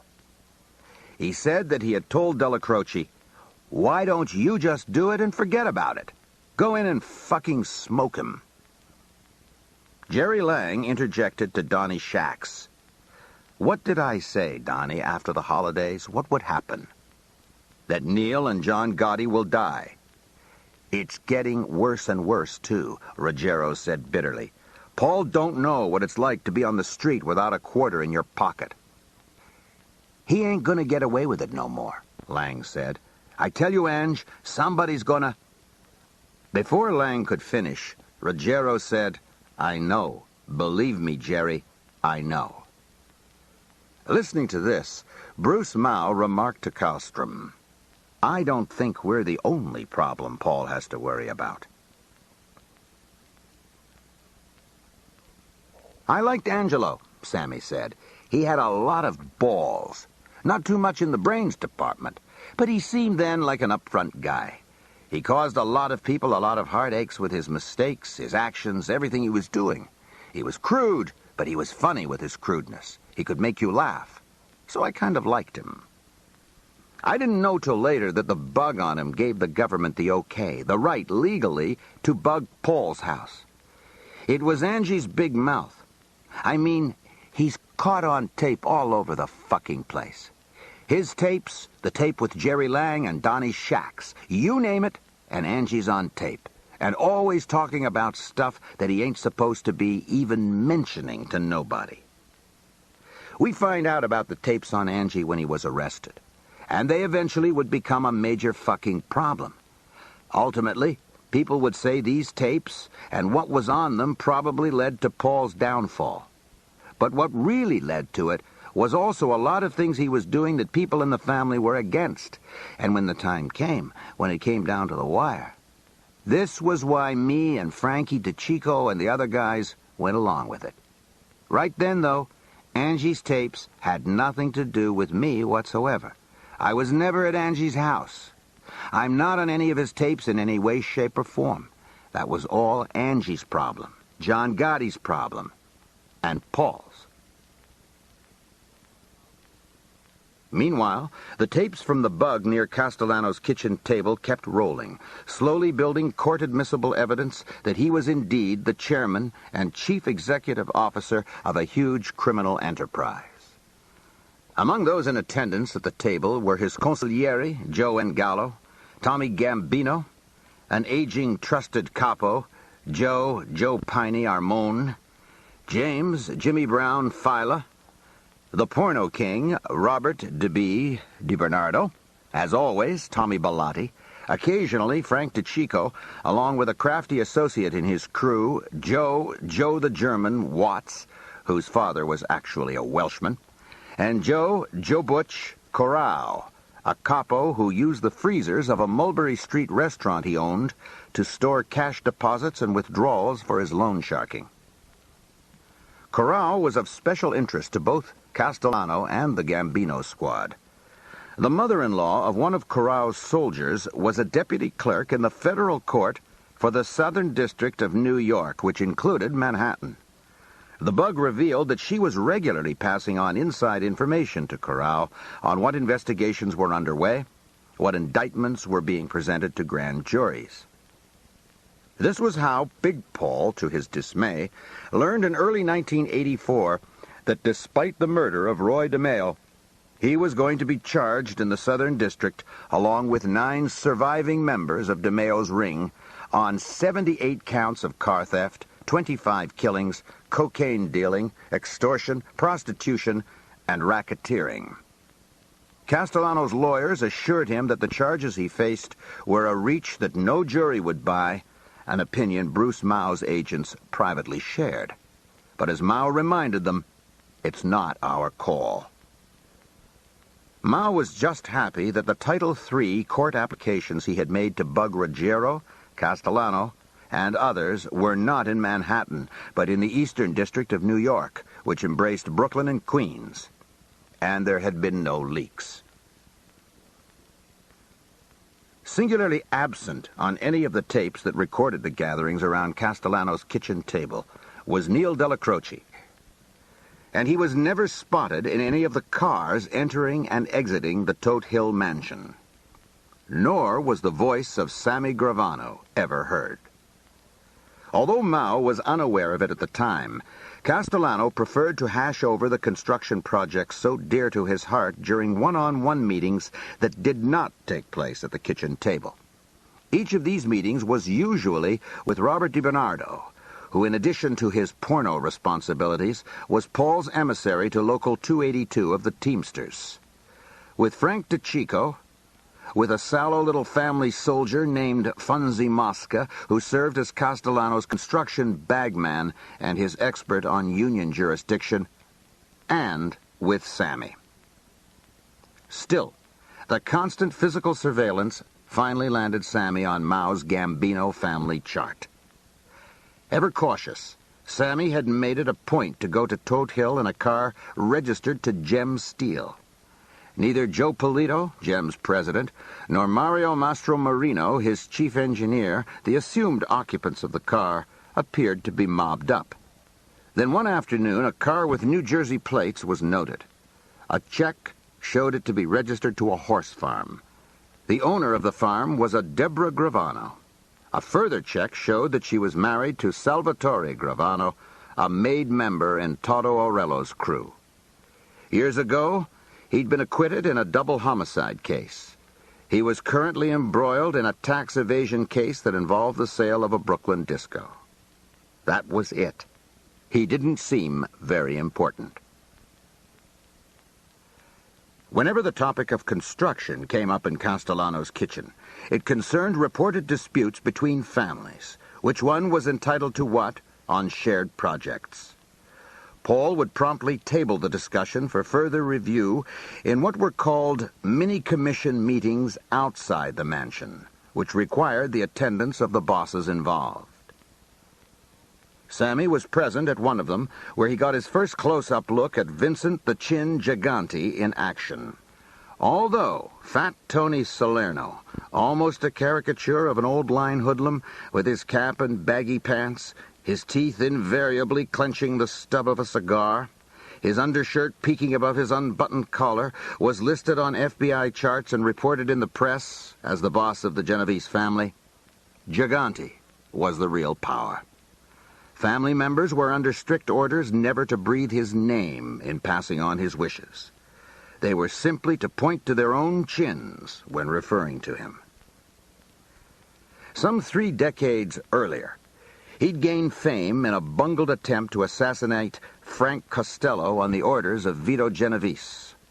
Now, residing in his aged mother's Greenwich Village apartment, he had achieved even greater notoriety in the tabloids for wandering around neighborhood streets unwashed and unshaven, attired in pajamas, a tattered robe and worn slippers, muttering incomprehensibly to himself. Time after time, psychiatrists, both his own and court-appointed, had persuaded judges that he was mentally unfit to stand trial. As an ex-prize fighter, they said, he'd taken too many punches to the head. They called them mini-commission meetings, Sammy said, because they weren't really to talk about Cosa Nostra. It was to talk about the construction business. Paul loved them because in his heart he was a businessman. There was a million bullshit problems in construction all the time. What contractor should get the bid on the concrete? Your guy got it last time out, we should get it now. How big were the Teamsters in this one, the laborers in that one?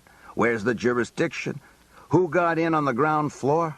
Paul ate that up. He loved that shit. Paul was smart as they come. The Chin was more of a gangster, but I would say he was right up there with Paul. And he was pissed. He said that commission meetings should be just about family business, not the construction business or any other business. These things should be handled by captains and never even reach the commission level and have to be straightened out by bosses. The Chin said, "What are we doing at these fucking meetings? Sitting around talking about bullshit? Talking about construction? Does that require this? What if we were taking a surveillance? We're going to end up paying the piper for these meetings." He said that a commission meeting is meant to take a life or to save a life, to prevent a war between one family and another, to set overall policy. It wasn't to resolve whether you should pay this guy $5,000 because he belongs to that union. That was for the captains to decide, not the bosses. The Chin made some good points. I had to agree.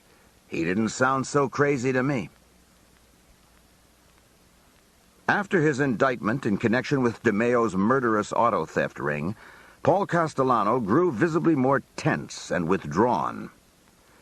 "It didn't seem like he was guilty," Sammy said, "but that doesn't mean nothing. That don't mean you're going to win the case, because you're not guilty. They've got him hornswoggled into a lot of things that he didn't know about, but he's got a problem. He did take the money, and he was using Roy for hits all over the place." For Sammy, Castellano's efforts to find out what was on the Ruggiero tapes remained a matter that did not concern him. Still, other incidents were causing him to take a second look at the family boss. "There's this Eddie Garofalo," Sammy said. "He's in demolition work and also construction. He gets a major job and he wants it non-union. So he comes to me and I hook him up with Louis Giardino and Local 23, which is the Mason tenders. Now, Garofalo is going to make a couple of $100,000 out of this. I told him that he has to kick back $120. He agrees. When the first 40 comes in, I told Giardino, Paul gets the whole 40. He's the boss. Let him get paid first. And that's what we do. The next 40 comes in and I think, what the hell? We use the union. It's our union, and Louis is a friend of ours. Let him do what he's got to do with the union. I don't take a penny. I can wait. That whole 40 to Louis and the union. Before I know it, the job's almost done. I still don't have the last payment, my 40. One day I went to Eddie and said, when are you coming up with the fucking 40? He said, I came up with it last week, Sammy. I gave it to Louis Giardino. I was taken aback, but I don't show any reaction. I sent for Giardino and I said, Eddie gave you $40,000 last week? And he said, yeah, that's right. Well, what did you do with it? That's my fucking 40. He said, I gave it to Paul. You gave it to Paul? Oh, all right. No problem. I'll get it off Paul. So I go up to Paul's house. Frankie DeChico's there. I'll never forget this. I went in and it's, hey, Paul, hi, Frankie, how's it going, buddy? Then I said, Paul, I believe Louis Giardino gave you 40 last week. That was mine. You were paid, and the union was paid. All of a sudden, he whispers, shh, and he looked up at the ceiling like there were 100 bugs in it. He said, don't bring it up to me anymore. I'll bring it up to you. There wasn't anything more I could say. There was some talk about this and that. When I leave the house, Frankie's with me. He's laughing. Gee, Sammy, he said, you're so fucking dumb. What the fuck you talking about, dumb? I said. He said, this guy gets his hands on money. He never gives it back. He's never bringing up that 40 again. I said, are you nuts, Frankie? He's got $1 trillion. I gave him his end first. I paid the union second. I waited for my end. You mean to tell me he's keeping my end? Frankie said, I tell you what, a steak dinner, he never brings it up. We shook hands. It's a bet. Well, I bought Frankie the steak dinner. I couldn't believe it. That bum kept the 40,000. Never brought it up. Never said nothing. It was as if Castellano, beset by the unrest brewing in his own family, was seeking allies in other families. We had this captain up in Connecticut, Sammy said.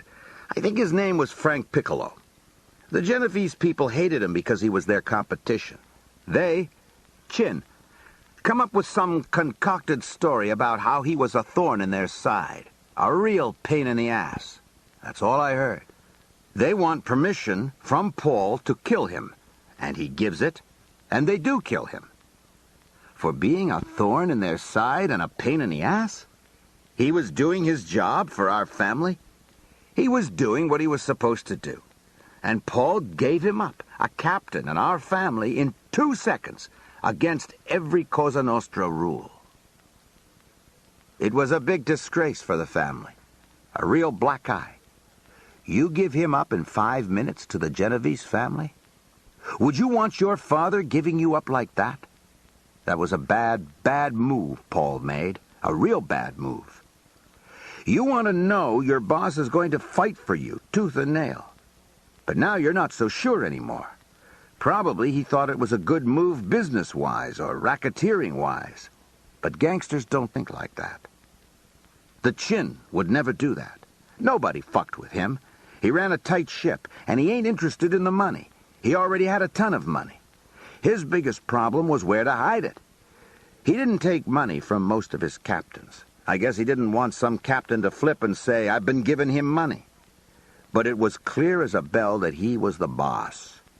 So why was he doing his nut act? Sometimes I would think that he really was crazy and took medication when he had to be sane.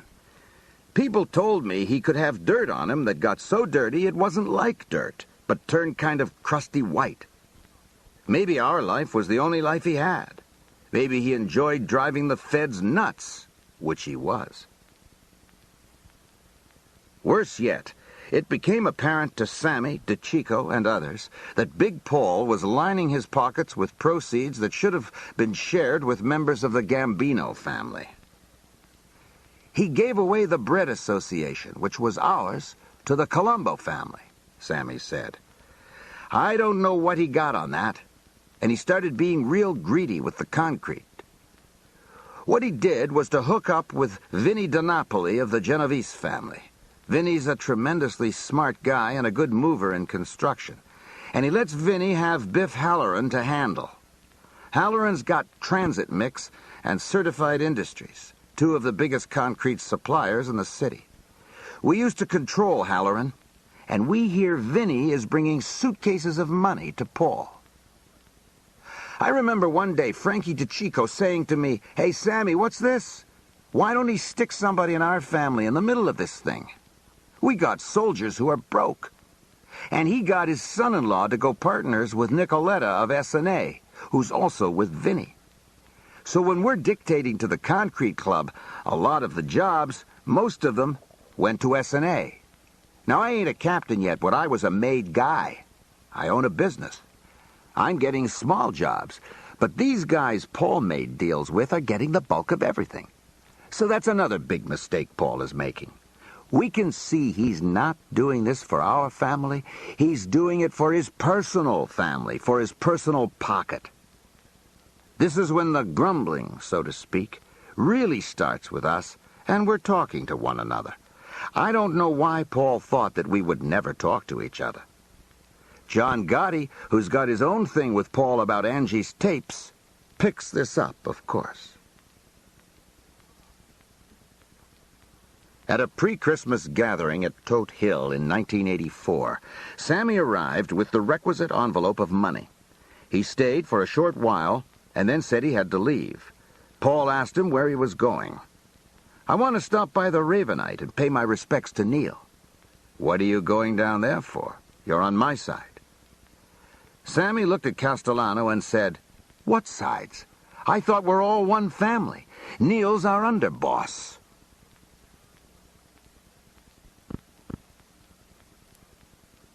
Chapter 14. We talked about sending a crew right into Paul's house. Across America, 1985 was not a vintage year for Cosa Nostra. Family bosses in Cleveland, Chicago, Milwaukee, and Kansas City were convicted and received lengthy sentences for conspiring to skim vast sums of cash from the Las Vegas casinos that they controlled through the use of Teamster pension funds. For all practical purposes, the mob was through in the City of Dreams. The hierarchy of the Patriarca family, which operated out of Boston and Providence, was convicted on multiple RICO counts ranging from loan sharking to murder. An all-out federal assault was launched against the Philadelphia family, which would lead to life in prison for its violent boss, Nicky Scarfo. In New Orleans, the family had never recovered from the conviction for trying to bribe a federal judge of the previously untouchable Carlos Marcello, who was often rumored to have been involved in an assassination plot against President John F. Kennedy. In Tampa, Buffalo, Los Angeles, and San Francisco, San Jose, the families were wobbling on their last legs. And in New York, the Manhattan U.S. Attorney Rudolph Giuliani announced the ultimate RICO racketeering case against Cosa Nostra, charging that the commission itself was a criminal enterprise. All 5 local bosses or acting bosses would be indicted. Among them, the Colombo acting boss, Jerry Langella, Anthony Tony Ducks Corallo, the Lucchese boss, Phil Rusty Restelli, the Bonanno boss, the Genovese boss, Anthony Fat Tony Salerno, the Colombo boss, Carmine Persico, and Paul Castellano. Only Chin Gigante escaped unscathed. While he was the true power in his family, Salerno was the ostensible boss. Gigante had never been caught on tape, no one in the family had incriminated him by name on tape, and the reality was that prosecutors also faced the uninviting prospect of trying to prove that he possessed the mental competence to stand trial. The bail set for Castellano, who was described as the de facto head of the commission, was the highest for any of the defendants, $4 million. After a night in jail, he had no trouble meeting it.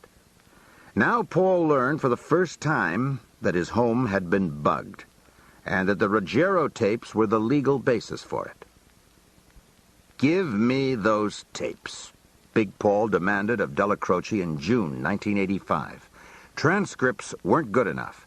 It was an article of faith among wise guys that at worst the government doctored them and at best made transcribing errors. But the dynamics of the play had dramatically changed. Della Croce was terminally ill with inoperable cancer. His scheduled hospital stays for treatment allowed Kallstrom's team to place a bug in his Staten Island home that recorded the conversations. Della Croce tried to placate Big Paul, saying that there were many personally embarrassing moments on the tapes that Angie did not want anyone to hear. "Tell him," Castellano snapped back, "not to worry about that, all right? Don't worry. I don't want these tapes in order to get the proof I need to kill him. I want these tapes because it's part of my case." He said his lawyers were trying to suppress the introduction of his own tapes in the commission trial. That was why he had to have them. "Let me talk to him," Della Croce said. His voice sounded weary. In ensuing sessions between Ruggiero, Gotti, and Della Croce, Ruggiero remained adamant about not giving up the tapes. He accused his uncle of betrayal for even entertaining the thought. He told his lawyers he would kill them if they gave up the tapes. Listening to this, Bruce Mau could appreciate Ruggiero's dilemma. He was truly between a rock and a hard place. Besides narcotics trafficking, Ruggiero had prattled on about commission meetings to one of his heroin dealers who was not then a made member. If that ever got out, nothing could save him. "You don't understand, Cosa Nostra," Della Croce said, as though addressing a recalcitrant child. Gotti, anxious to maintain his standing with Neil, chimed in, "Ange, what does Cosa Nostra mean?" Before Ruggiero could reply, Della Croce said, "Cosa Nostra means that the boss is your boss." If Ruggiero didn't give up the tapes, he warned, the likely outcome would be war in the family. Both Gotti and Ruggiero protested that that was the last thing they wanted. The tone was quite different afterward at Gotti's club, which the FBI had finally decided to bug. "Fuck Paul," John Gotti told Angela. "We heard about this," Sammy said. "How Angie, never face-to-face, always through Neil, was telling Paul to go fuck himself. I don't think Neil had any great love for Paul. But first of all, Paul was the boss. You can't kill the boss. That's the rule. And Neil was for our life. I don't think if he lived, he would have let Angelo get killed. He would have probably put him on a shelf somewhere and appeased Paul that way. If he let Paul kill him, there would have been a war. I think he felt Paul's the boss, so let's fess up. This is the truth. This is what happened. Here are the tapes. Then, if Paul followed up and said, well, I want him dead, Neil would have fought tooth and nail to save him. And if he couldn't, who knows what the fuck would have happened. But that's all hypothetical. I'm just guessing. I don't think John really gave a fuck about Angelo or the tapes. I think he was looking to create a situation to capitalize on our other grievances about Paul. I think John did give a fuck when Neil died, which we all knew would happen sooner or later. He's looking ahead, and he sees trouble. Even if he isn't killed himself, all of John's sights on being Mr. Big Shot are crippled. Paul is already talking about when Neil dies, he's going to close down the Ravenite. He's going to break John down to a soldier, stick him somewhere in a crew, maybe under Joe Butch, and treat him like a fucking hard-on. Without even being dead, he's finished. Then there is the possibility they would move on John and kill him. I mean, if tapes come out about drugs, even though it's a bullshit rule, what are you going to say? I lied? That I was kidding on the fucking tapes? Hey, it's your voices. Maybe it's not John's, but all of his guys, including his brother, Angie, and everybody. So he could be finished all around, no question about it. A lot of people would jump on the bandwagon with this stuff. Plenty of guys really disliked John. It was common knowledge that Tony Ducks hated him. On the other hand, he did have a large crew, a work crew, and you know you couldn't just disregard that. Only one thing was certain. John wasn't going nowhere without Frankie DeChico and me. While this imbroglio raged on, Sammy, that summer of 1985, had more immediate concerns. He was in the middle of the Plaza Suite tax evasion case and was bracing himself for a long sentence. Everyone, including his own lawyer, thought he was going to be convicted. By then, he had a new headquarters for his construction consulting company, S&G, a two-story building on Stillwell Avenue between Bensonhurst and Coney Island. It was in his wife's name. In fact, she had bought it, and he bore the expense of remodeling it. Deborah had been successfully dabbling in real estate, and she banked everything she made. And she boasted a winning ticket in the New York State Weekly Lottery. Sammy had seen her penciling in the numbers on a lottery slip and couldn't resist needling her about it. "That's only for suckers," he said. "What are the odds? 13 million to 1? The next night, when he arrived home, she waved the ticket at him. "Say hello to a sucker," she said. It was worth $800,000. Sammy held 25% of the stock in S&G. The other 75% was in Deborah's name for her and the children. She also purchased the home where they now resided, in a middle-class neighborhood in mid-Staten Island, convenient to the expressway that led to the Verrazano Bridge in Brooklyn. Once again, Sammy was responsible for the renovations, which turned out to be a massive reconstruction. On a corner plot, it was a run-down wooden frame house. By the time Sammy was finished, it was brick with marble floors, the original 2,300 square feet nearly doubled, with an in-ground pool in the backyard, all surrounded by a 16-foot-high wall. The union construction crews were quite cooperative.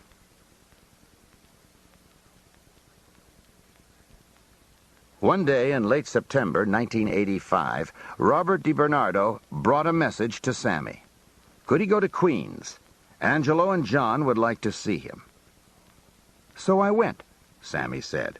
But only Angie was there. He said, "Sammy, we're going to make a move. I'm making a move on Paul. Are you with me?" I remember him hitting himself on the chest and saying, "I'm going to blow this fucking motherfucker away." I'm listening, not saying anything. Then I said, "Ange, let me ask you a couple of questions. Where's John?" "He's with me, Sammy. But he thought it was best for me and you to talk first." So already John was playing the big shot. I said, Where's Frank DeChico on this? We're going to get to Frankie, and Frankie's going to be with us, you'll see. So right this minute, Frankie don't know what you're telling me? No. I said, Angie, I'm not going to tell you what my position is, but I'll tell you what I'm going to do. I'm getting in my car, and I'm going to see Frankie myself and tell him about this meeting we're having now. You got any problem with that? No. Go ahead and tell him. Come on, Sammy, I love you and Frankie. I need you. You know I'm dead without you. I went over to Frankie's house and rang the bell. For me, Frankie's an awesome guy. His crew is double mine, Toto's, and everybody loves him. He's about 6 foot, big, tough, muscular, nose a little smashed over to one side. His father's a made guy. His Uncle George right now is a captain. Another uncle's not made, but a street guy nonetheless. I said, Frankie, come on out, let's take a walk. I gotta have a long talk with you. And I tell him what's going on, what Angie said. All right, Sammy, what do you think? He said. I said, Frankie, what do I think? That's why I'm here. What do you think? What do we think together? I mean, as boss, Paul's selling the family out. Both Sammy and DeChico were acutely aware that what was being suggested was practically unheard of. There hadn't been an unsanctioned hit on a family boss in New York since Vito Genovese's botched murder attempt against Frank Costello nearly 30 years ago. I said, I guess the point is, should we let John and Angie fight it out with Paul? Should we stay on the sidelines? Just sit back? Or should we join in? We bounced everything off each other for 2-3 hours, whatever it was, and we concluded that we're not laid-back guys. We were really going to oppose this, or we're going to approve it. And if we approve it, we would join in. Then Frankie said, Neil's not long for this world, and Paul may go up on these cases he has. If he does, the word is he's making Tommy Gambino the acting boss and Tommy Bellotti the underboss. I had heard some of this already, and it made me sick. Tommy Gambino was a fucking dressmaker.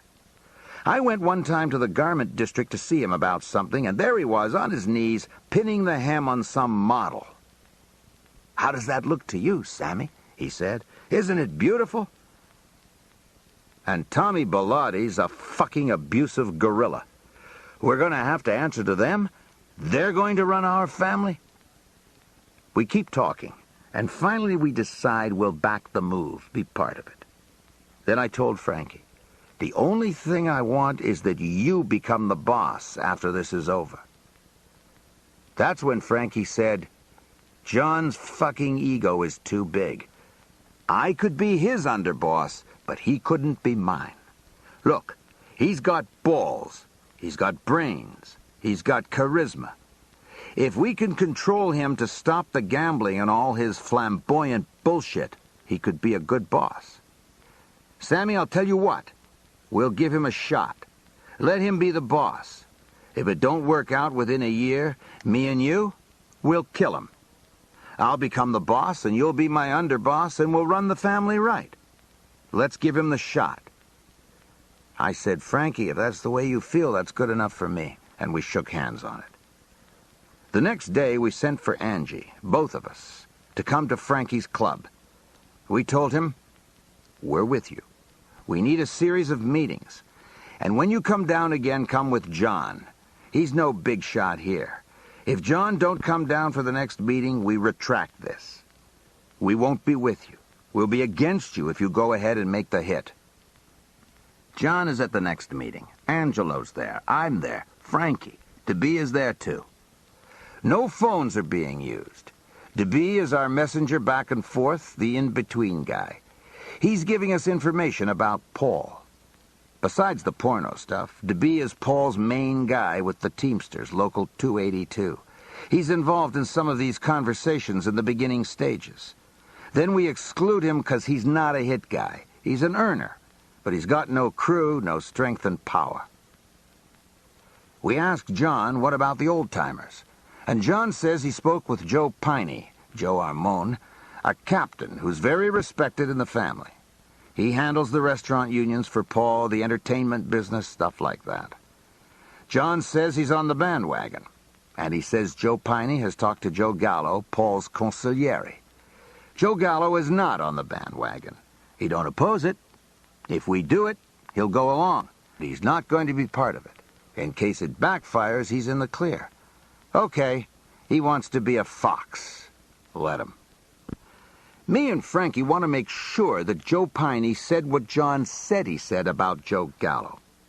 We make an appointment with him to meet us in the basement setup Joe Watts had in his house. We want to hear this out of his mouth, not John's mouth, not Angie's mouth. John and Angie are there.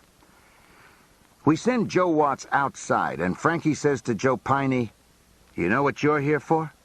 Of course. Frankie starts to ask Piney about Gallo when John jumps in, and Frankie said, "Please, John, let me do the talking now." Then he says, "We understand you have Joe Gallo." "Yeah, I spoke to him. He won't be part of the move. His name can't be mentioned. But he will go along if we take over." Sammy remembered how DeChico stared at Joe Piney Armone and asked how sure he was that Gallo wouldn't tip off Paul. The 67-year-old soft-spoken capo with his horn-rimmed glasses replied, "If he betrays us, or he backs up 1 inch, I'll kill him." Well, that was good enough for us. Frankie told him, "We don't need you up front. We need you after the fact, to appease some of the old-timers in the family." The next consideration was the reaction of the other families. Ruggiero reported his meeting at the Casa Storta restaurant with Jerry Lang and Donnie Shax of the Colombos. Even more recently, they had said, "What's John waiting for? To go to his own funeral?" Gotti boasted that he had Joe Messino, the underboss of the Bonanno family, in his hip pocket. The family was still denied a seat on the commission because of its drug trafficking. Chances of reclaiming it would be greatly improved with Castellano out of the way.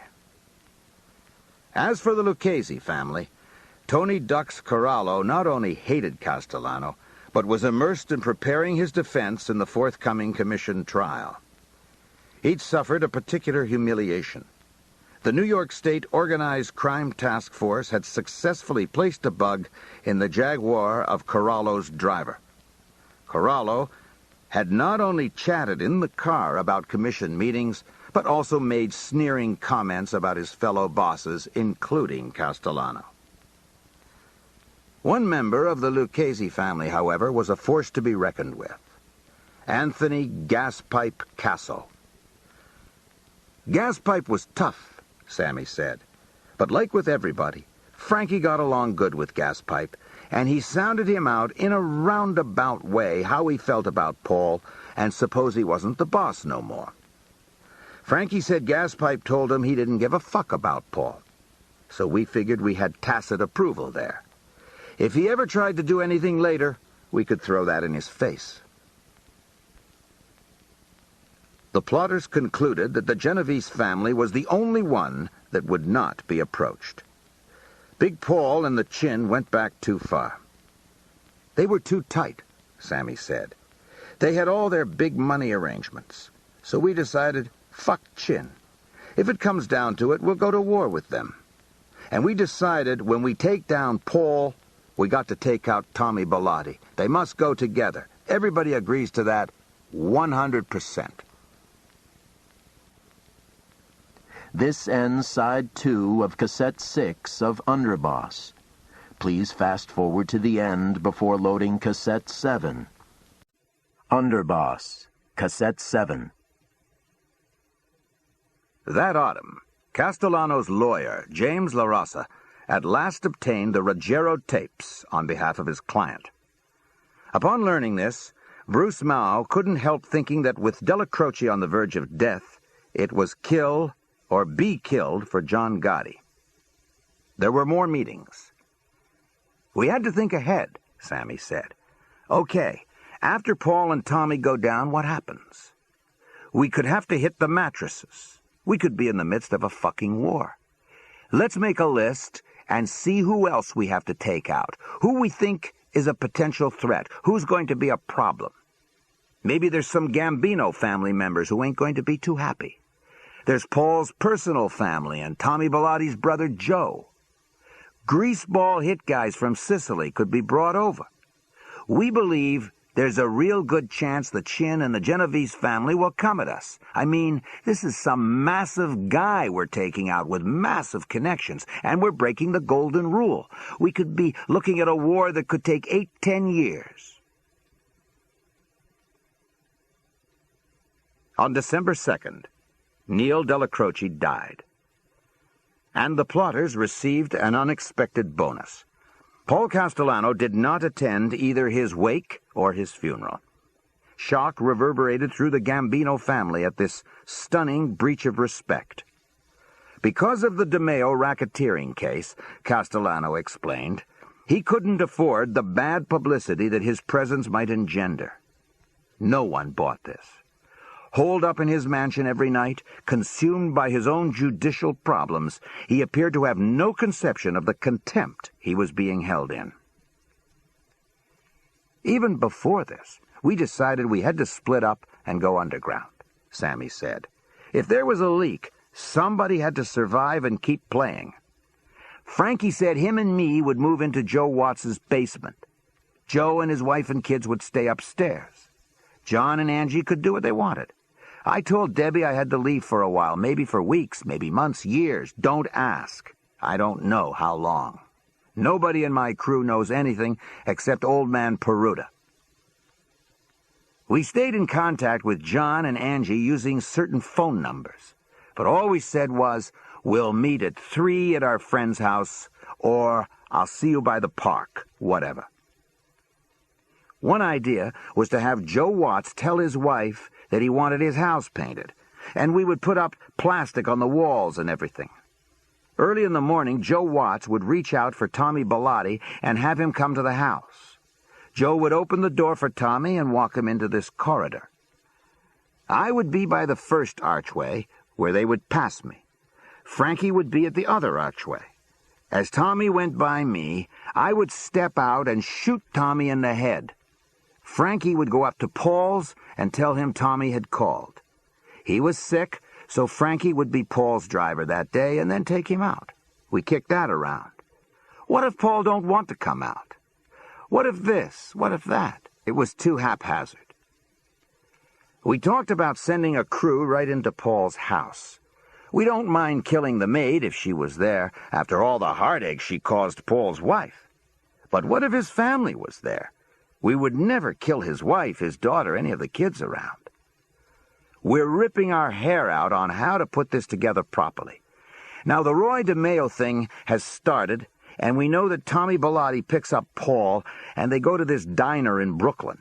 They eat breakfast, they sit at the same table, near the back, near the men's room, every single day, and then go to court in Manhattan. We conclude that old man Peruta, who Frankie knows and I vouch for with my life, could go into the diner. Paul don't know him. Tommy don't know him. Peruta could walk right past them to the men's room. In there, he would put on a ski mask and come out with 2 guns. They'd be sitting there and Peruta would just blaze away. The rest of us would be outside, inside, surrounding the place, backing up Peruta. But DeCicco reported that Castellano had sent him a message to be at a meeting. Among others who would be present, according to DeCicco, were Tommy Bellotti, the capos Tommy Gambino and Jimmy Brown, and a Gambino soldier named Danny Marino, who was Castellano's contact man with the Westies, the Irish gang of killers operating out of Hell's Kitchen in Manhattan. DeCicco did not know what the meeting was about. Frankie said it was set for around 5 o'clock, December 16th, at a steak joint down in the city called Sparks.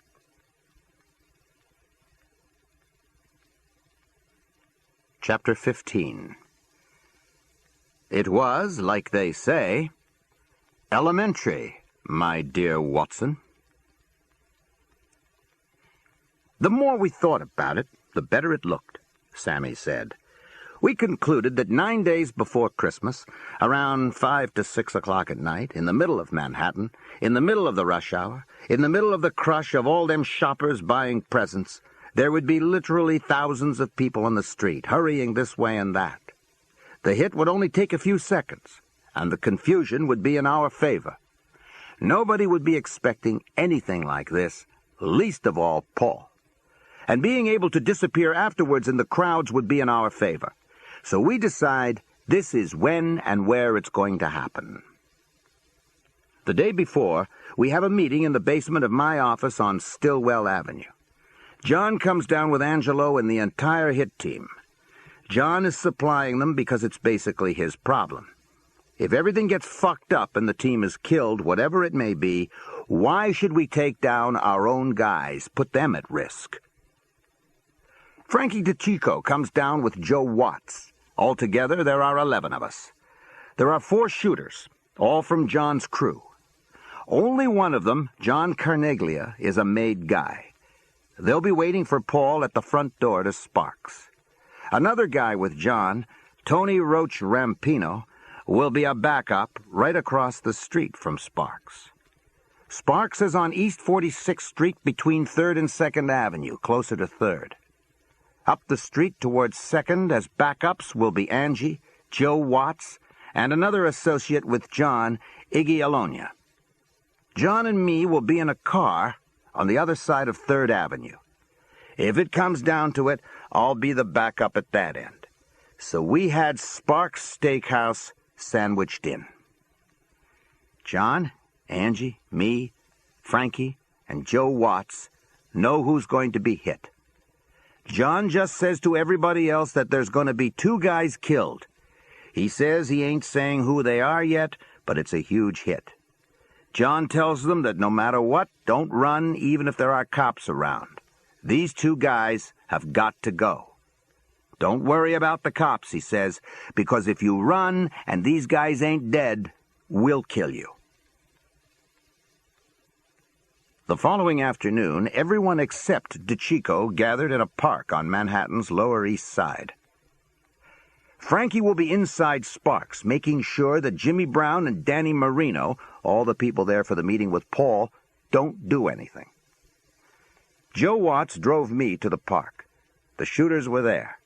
The 4 of them wore long white trench coats and black fur Russian hats. You couldn't tell one guy from the other. I don't know whose idea that was. I guess John's, but I thought it was brilliant. Nobody would pay any attention to them. I mean, in New York, you could practically walk down the street naked and nobody would notice. Besides, Sparks was only a couple of blocks from the United Nations. You saw all kinds of different clothes. But the big thing would be confusing the witnesses. Well, what was their weight, their height? I don't know. What did they look like? I don't know. They all looked alike. And these would be people who don't even know what was going on, who weren't prepared for it. All they would remember were the outfits. Walkie-talkies were handed out so we could communicate with one another. Then John told everybody that it was Paul and Tommy Bellotti who were going.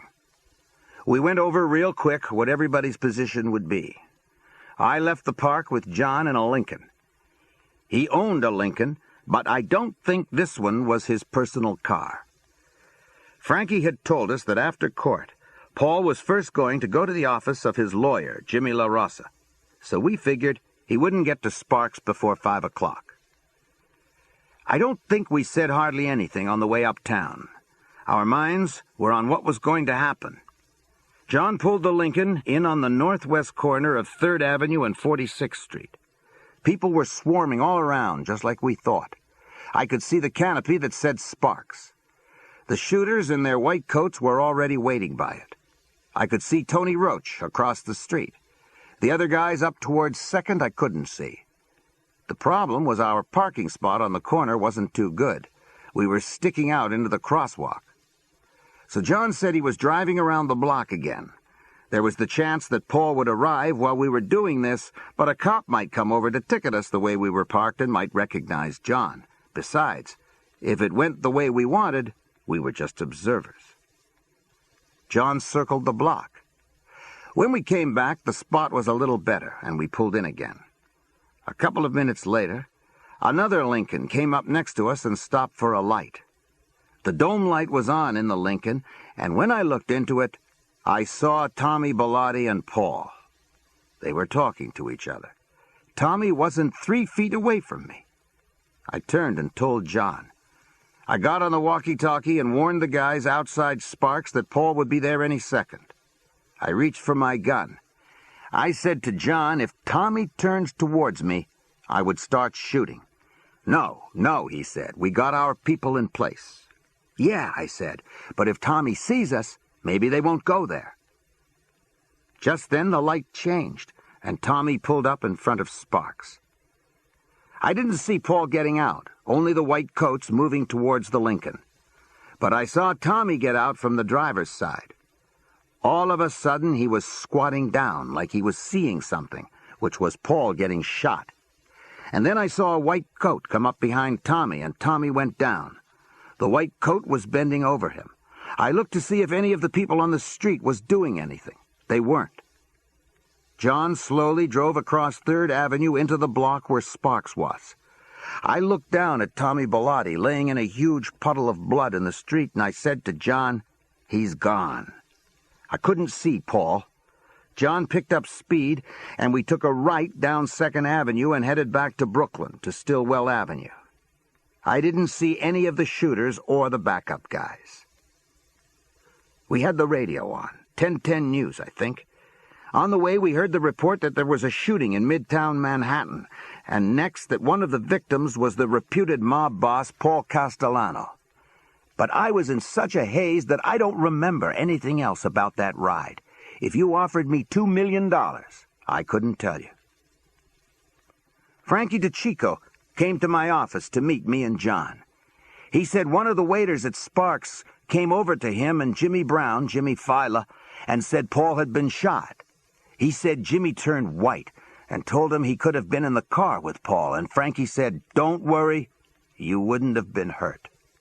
And Frankie said when they left the restaurant, they ran into Tommy Gambino. Frankie told him that his uncle just got shot and to go back to his car and get the fuck out of there. I don't know who shot who. You don't ask. I only heard later from John that one of the shooters, Vinny Artuso, didn't get a shot off. His gun jammed. Everything else went according to plan. It was, like they say, elementary, my dear Watson. We made an agreement that nobody involved in this from here on out would ever speak to each other about it at any time, under any circumstances, and wouldn't admit anything to anybody else in our family or in any of the other families.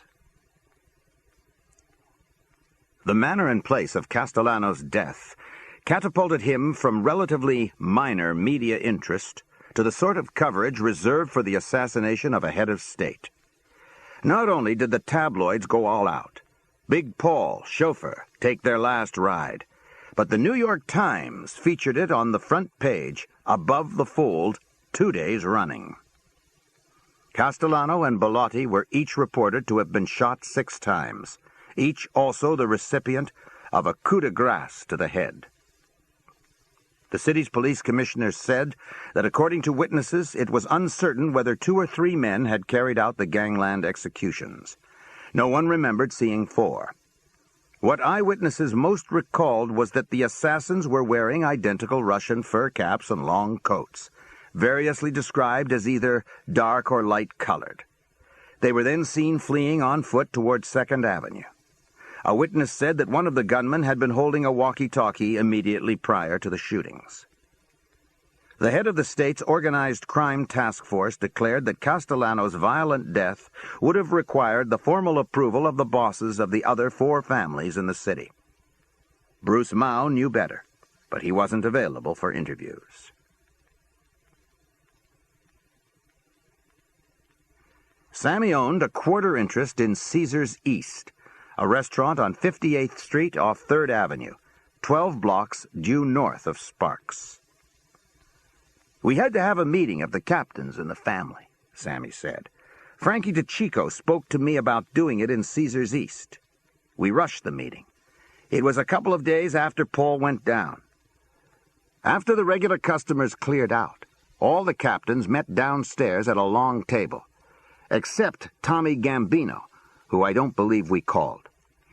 The drivers and anybody else that was brought stayed upstairs. The only ones down there who wasn't a captain was Angelo and me. We stayed behind everybody at each side of the table. We had guns. You could say we were there for intimidating purposes. Joe Gallo was at the head of the table. Frankie and John were on each side of him. He was our consigliere. With Paul gone and Neil being dead, he was now in official control of the family. He was an old-timer, and he's playing this game with the captains. He knew what to say. He knew the ins and outs of Cosa Nostra. He told them that we had no idea who killed Paul. He said he was going to use Frankie and John to help him run the family and to investigate what happened. He told them not to discuss anything with anybody outside our family about the hit, and not have any members carry guns or overreact to anything. Anything they heard or found out, they were to report it back through John Gotti or Frankie DeCicco. I think they were all shook up. They knew we probably did it, but they didn't know for sure. And they could see Joe Gallo was not saying, "Arm yourselves and get ready for war." He was communicating that they would be all right. Nobody was in trouble. Nobody was going to get hurt. We're going to have an investigation. Officially, this is how we went to the other families. We told them we didn't know what happened with Paul, but our family was intact. We weren't in a position that a war would break out. We had no internal trouble, and we didn't want anybody to get involved in our problems. A couple of weeks later, all the captains were called in again. The meeting was held in the recreation room of some big housing project in downtown Manhattan. Somebody knew somebody who gave us access to that room. Joe Gallo reiterates that we still don't know what was going on. We're still investigating. But the time had come to put our family together and vote for a new boss. Everybody's got the drift by now. It's all over the newspapers that John Gotti did the hit. And they can see the closeness of Frankie DeCicco, Sammy the Bull, Joe Piney, Joe Gallo. Between themselves, before Paul was hit, Frankie and John have agreed that John will be the boss and Frankie the underboss. At the meeting, Frankie gets up and votes for John Gotti. It zips right around the room. Nobody opposes. It's unanimous.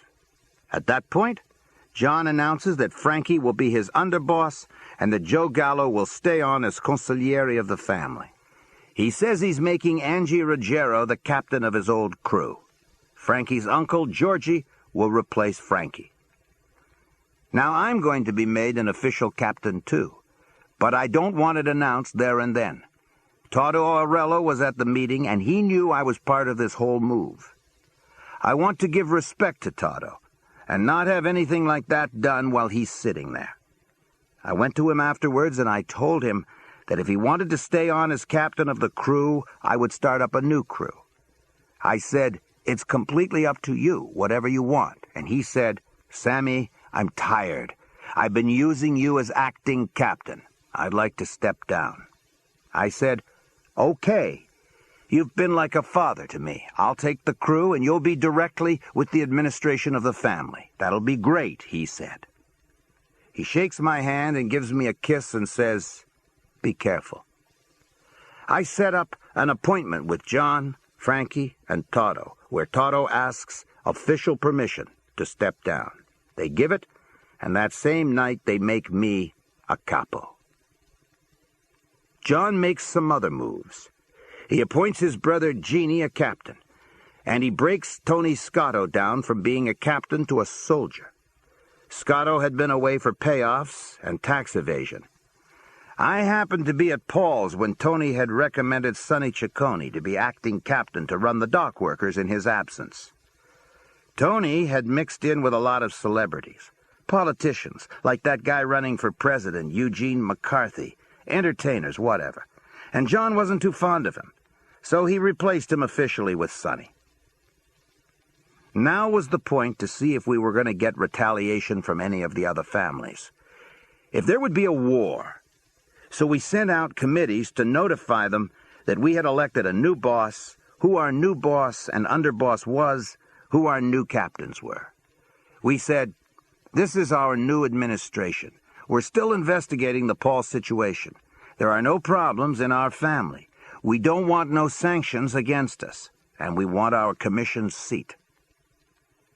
We got recognition from every family, including the Genovese family, except the Genovese people said there was a rule broken, that this situation with Paul had to be put to rest, and someday somebody would have to answer for that if and when the commission ever got together again. We said, "Don't worry, as soon as we find out, we will retaliate. Until then, we're just going to run our family." We had our commission seat, and from what we thought, it didn't seem like there was going to be any war. There wasn't going to be anything. It had gone up as high as the commission level, and there wasn't any opposition in any way, shape, or form.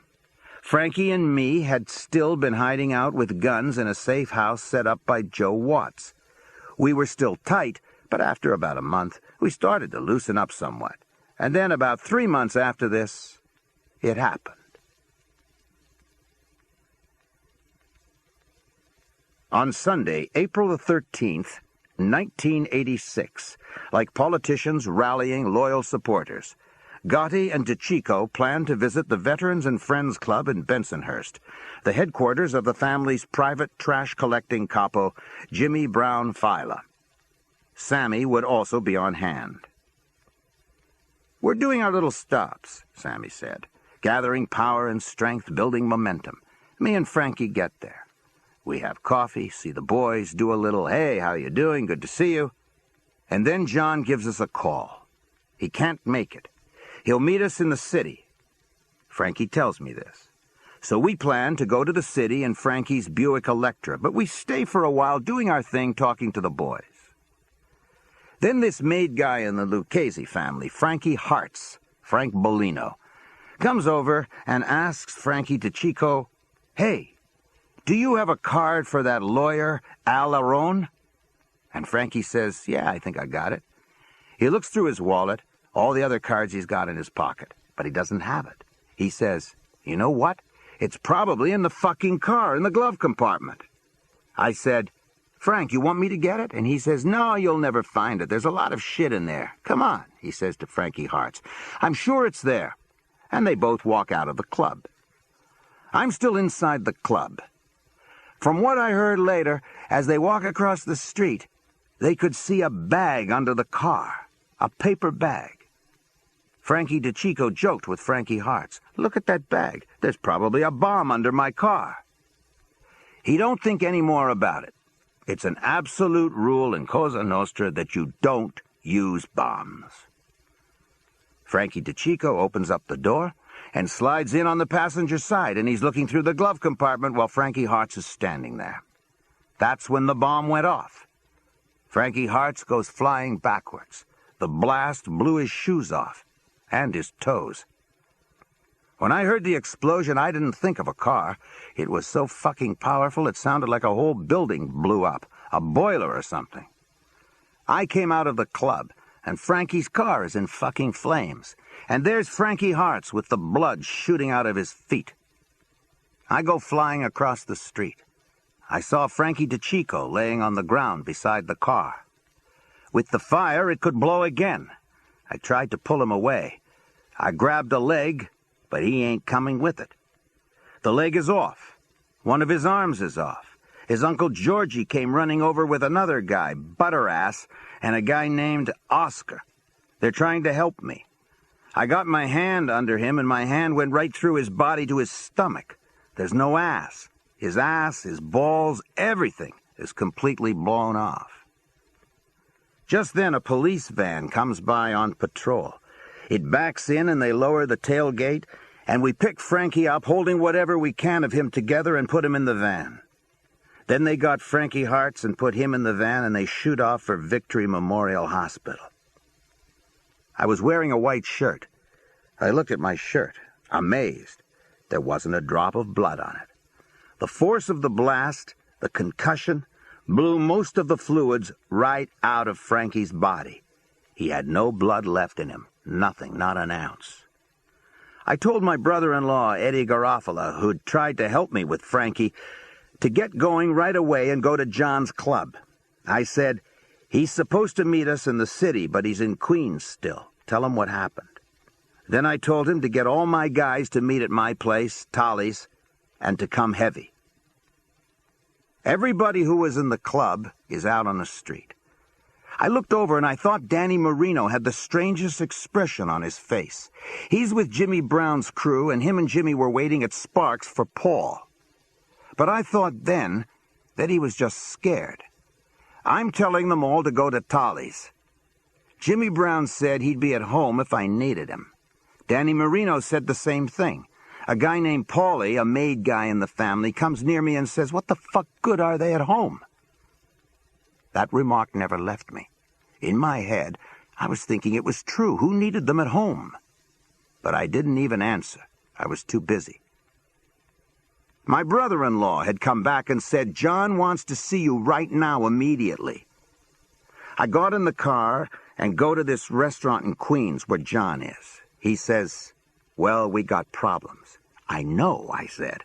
"I don't know what the fuck is going on, but we definitely have problems." For 4 months, since Sparks, we figured it was over. No problems.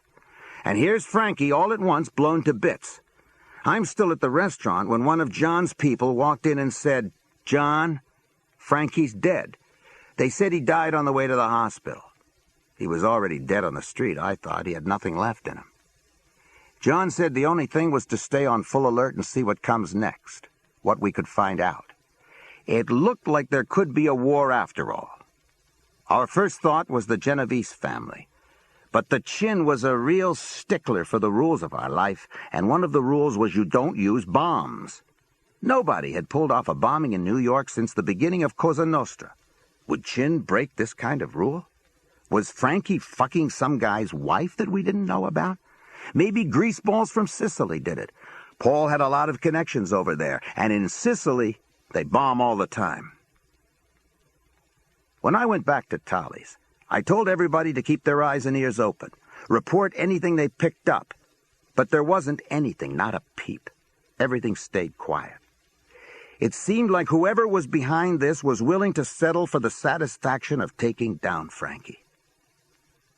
It was only a long, long time afterwards that I found out what happened, and that it was Frankie and John they were really after. The they being Gaspipe Casso from the Lucchese family and Chin Gigante. I was shocked. It goes to show how Cosa Nostra was just one double-cross after another. We had reached out and got Gaspipe's tacit approval about Paul. Maybe Chin don't know this. But after Paul goes down, Chin grabs Gaspipe, they had a relationship, and says, "Well, Paul's out of the picture.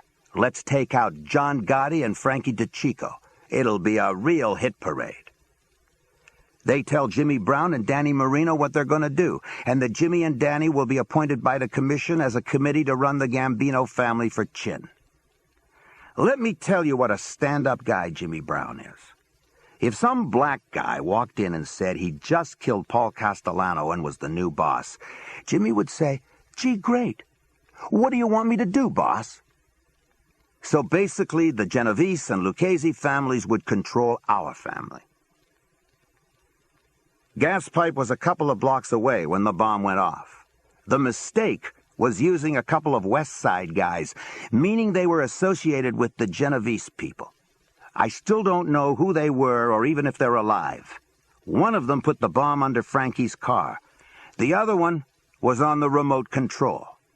When he sees Frankie come out of the club with Frankie Hartz, he thinks Frankie Hartz was John. Frankie Hartz has the same kind of build as John and the same grayish hair, and he presses the button. Boom! I got along good with Gaspipe. I still like him. For him, it was business. A master Cosa Nostra double-cross scheme, nothing personal. The only thing I didn't like was the bomb. I would have more respect for him if he used a gun according to the rules. I think the bomb was probably a devious Chin idea to make us think the Sicilians done it. I heard when my name came up, Gaspipe said, Forget it, we're not going to kill Sammy. That would have been another mistake. If John had been in the car and they put in Jimmy Brown and Marino, I would have killed them both. They were the true betrayers. They knew what was going to happen, and then I would have gone after Gaspipe and Chin. I don't think I could have won, but I would have fought until my death. Besides his toes, Frankie Hart's got mangled up a little, but he survived. That was how I found out what was going on just before the blast. I decided one thing. I used to drive myself. I was getting a driver. Not to say that joke line like in the movies where the old boss tells his wife, "Go start the car," but to never leave my car alone anymore, so nobody can fuck with it. Chapter 16. In the cabinet, there was a .380 with a silencer. The day after Paul Castellano and Tommy Bellotti were shot, Bruce Mao dispatched agents on the Gambino squad to check on high-profile family members. Two agents, Frank Spiro and Matty Tricarico, were assigned to Frank DeCicco. Spiro and Tricarico, who were born, grew up, and lived in Staten Island, had been on the squad since its inception. Their responsibility was to keep tabs on Staten Island residents in the family, which included DeCicco. They headed for DeCicco's social club on Bath Avenue in Bensonhurst. On a street corner near the club, they spotted DeCicco and weren't surprised to observe him in animated conversation with Jimmy Brown, Robert Di Bernardo, and Angelo Ruggiero. What did surprise them was the presence of Sammy Gravano. And clearly, Sammy was not merely an acolyte. From his body language, it was almost as if he were chairing the conference. While they knew Sammy by sight, he'd attracted no particular investigative interest. Now, suddenly, he appeared to be a major player. For the first time, Sammy made Mao's A-list. But for the public at large, he was as anonymous as ever. Not so John Gotti. As recently as 1984, Gotti, the would-be mob boss, retained many of the characteristics of a street thug. That year, near a bar in Queens, Romuald Pisick, a refrigerator repairman, returned from cashing his weekly paycheck and found his car blocked by Gotti's double-parked Lincoln. Furious, Pisick started blowing his horn. A man, later identified as Frank Coletta, came out of the bar, punched him, and seized the $325 sticking out of his shirt pocket. In the altercation that followed, Coletta was joined by Gotti himself, who also emerged from the bar and slapped Pisick so hard in the face that his nose bled profusely. Gotti told him to get lost. Pisick found two cops and said that he'd just been beaten and robbed. He led them back to the bar and pointed out Gotti and Coletta as his assailants. As Gotti was being handcuffed by one of the cops, he demanded, "Don't you know who I am?" To his evident displeasure, the cop replied, "No, and I don't care." After being booked, Gotti and Coletta were released on bail and subsequently indicted for felony assault and theft. After the Castellano hit, Gotti dramatically refined his act. Hollywood churns out our myths, and for a decade, the Godfather epics and the Mafia had eclipsed Westerns in popular culture to fulfill America's mythic needs. Life wasn't so simple anymore. A shootout at the OK Corral didn't seem so relevant. At the first sign of sagebrush, audiences began nodding off. Enter the Mafia to embody and reflect our deepest anxieties, yearnings, wonderment, our imagination. What better mirrored fierce free enterprise with everyone's shiver life on the line, the resourcefulness of a nation ever on the move, constantly plunging into innovative and profitable technologies, say casino gambling? What was the difference between someone out to control private garbage collection, with the judicious use of baseball bats on kneecaps, and a cabal of ostensibly upright church-going savings and loan officials bilking taxpayers out of billions of dollars?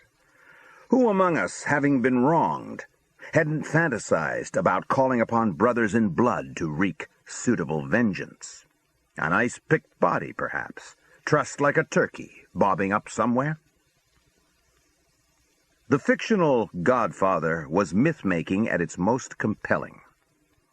It took an intricately structured other world that was in fact without the slightest hint of social redemption and reinvented it, populated not with good guys and bad guys, but with people you could root for and against.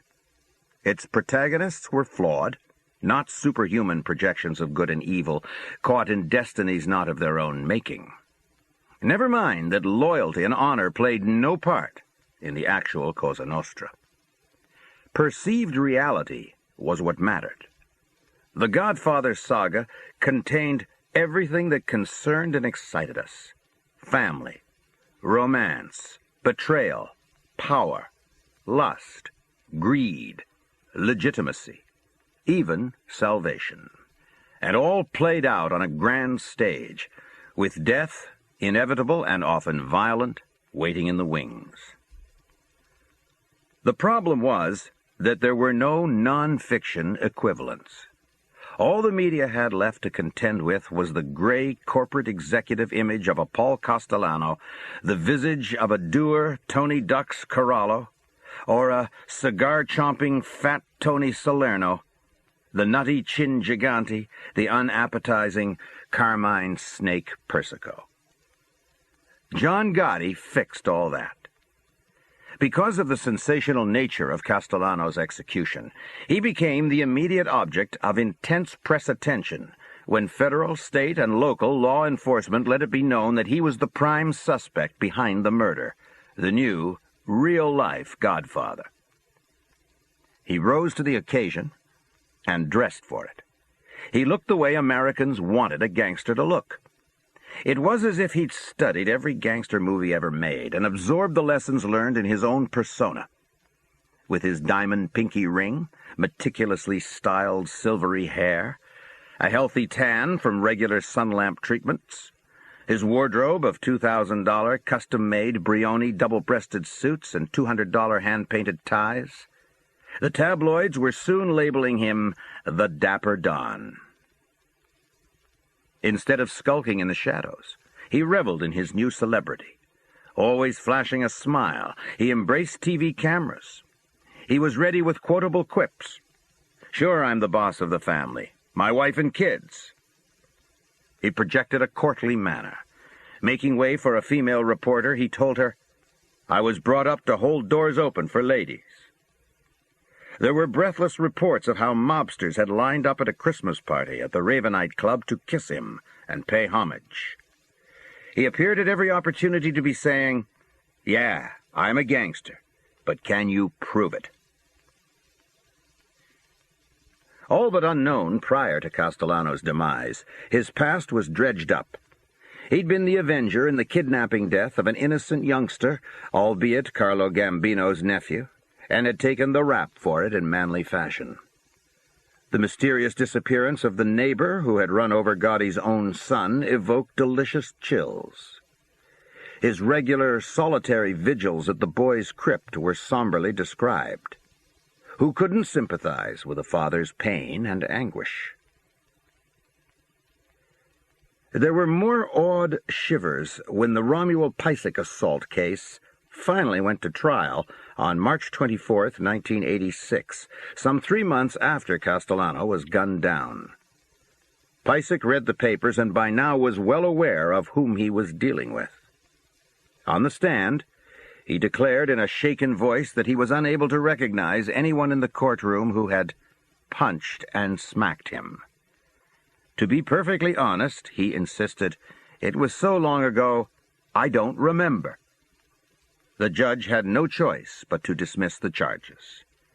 Afterward, Piecyk offered reporters a more reasonable explanation for his memory loss. He had an extreme interest in living the rest of his life without fear. Before the year was out, Time magazine had featured Gotti on its cover, accompanied by the stark line, "Crime Boss," in a painting by the pop artist Andy Warhol. Till then, the only other gangster to have graced a Time cover a half-century before was Al Capone. The Pisak case, however, would have some unpleasant repercussions for Gotti. Lost in the avalanche of big-league federal attacks against Cosa Nostra the year before, among them the Commission case, the Bonanno family's Pizza Connection heroin trial, the Colombo family's criminal enterprise case, Gotti himself had been indicted on RICO charges. The case had been developed by a young assistant U.S. attorney in Brooklyn named Diane Giacalone, who'd grown up in Ozone Park and often walked by the Bergen Hunt and Fish Social Club, observing the unsavory characters hanging out there on her way to and from Our Lady of Wisdom parochial school. She'd won a conviction against a gang of local armored car hijackers who she learned had tried to curry favor with the Bergen crew by passing on part of the proceeds. When she believed she'd gathered enough evidence to substantiate these tributes, she proceeded against Gotti and others. This ends side 1 of cassette 7. Please turn the cassette over and start side 2 at the same point. The Gambino squad was not happy. The case was too tenuous. Confident that Gotti's high-wire celebrity turn would do him in, it was looking forward to nailing him in a major and foolproof case. Then Mao learned that Giacalone was threatening to reveal that one of Gotti's co-defendants, Willie Boy Johnson, was a prized Gambino squad informant. She intended to use this as a club to force him to testify for her prosecution. She'd learned about Willie Boy from the New York Police Department. When narcotics detectives had nabbed Willie Boy in a drug deal in an effort to extricate himself, he said he'd been an FBI source and offered to perform the same services for the cops. The FBI attempted to dissuade Giacalone, but she remained obstinate. Finally, the Bureau stepped out of the case completely, citing administrative and procedural differences. Johnson pleaded with Giacalone to reconsider. "I will be killed," he said. "My family will be slaughtered." At a pretrial court hearing, despite vehemently denying he'd been an informer, he was held without bail and against his will placed in protective custody in a federal detention facility in New York, the Metropolitan Correctional Center. Giacalone then made a second move that garnered big headlines. Citing clear intimidation on Gotti's part in the dismissal of the Pisak assault case, she requested that he be denied bail and jailed so that he couldn't tamper with her witnesses. The judge agreed, and on May 19th, Gotti wound up in the Metropolitan Correctional Center with Johnson. "It was up on the 9th floor," Sammy said. "John told Willie Boy, 'You did a bad thing for all them years, but I'll forgive you. It's not the first time it happened. You can never be with us after this case, but nothing will happen to you.'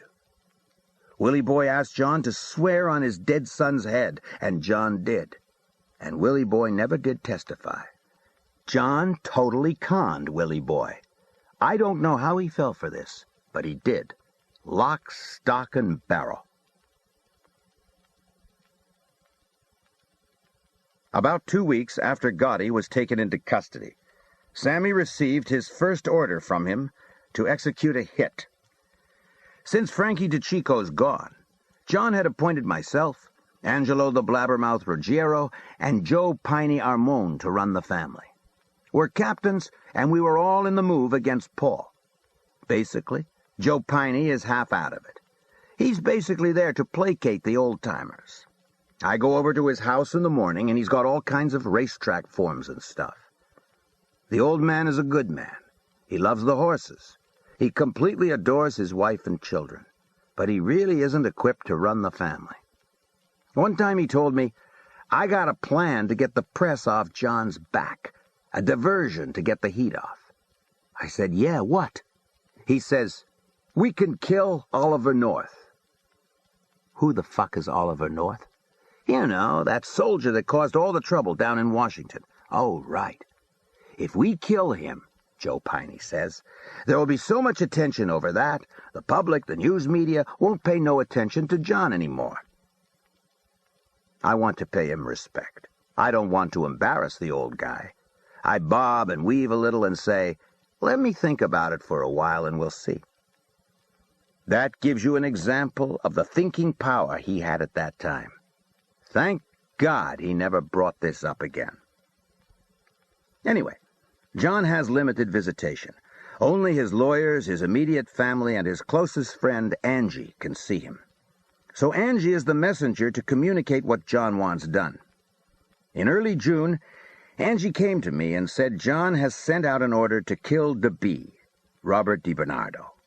He said DeBee was talking behind his back, and there were other reasons which Angie didn't say. Now, I have been seeing DeBee a couple of times a week. We share responsibility for dealing with Bobby Sasso, who's running the Teamsters. DeBee's a brilliant, wealthy guy. Paul used him directly with the unions and other business, and he's in with these Jewish guys as the largest distributor of X-rated films and stuff in the country. He was one of the owners of Great Bear Auto Repair and Tire Service. But DeBee is no threat. He's got no crew, no strength. I already have a sense of what this is about. Angelo wants to be underboss. Joe Piney had told me DeBee said to Angie he had the balls to be underboss, but not the brains. If anyone should be underboss, DeBee said, it should be Sammy.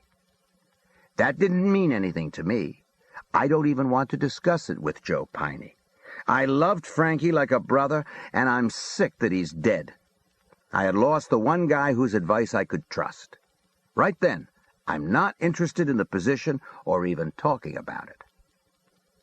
I said to Angie that if DeBee was saying anything, it didn't mean nothing, just talk. DeBee wasn't dangerous. I asked Angie to reach John and see if we couldn't hold up on this, and when John came out, we would discuss it. It was something we could hold up on. But Angie immediately responded that it had to be done. John was steaming. John's brother Jeannie and Jeannie's crew would do the hit at this house of the mother of one of the soldiers. I was to get DeBee there for a meeting, and whoever was sitting behind DeBee would shoot him. But the house wasn't available.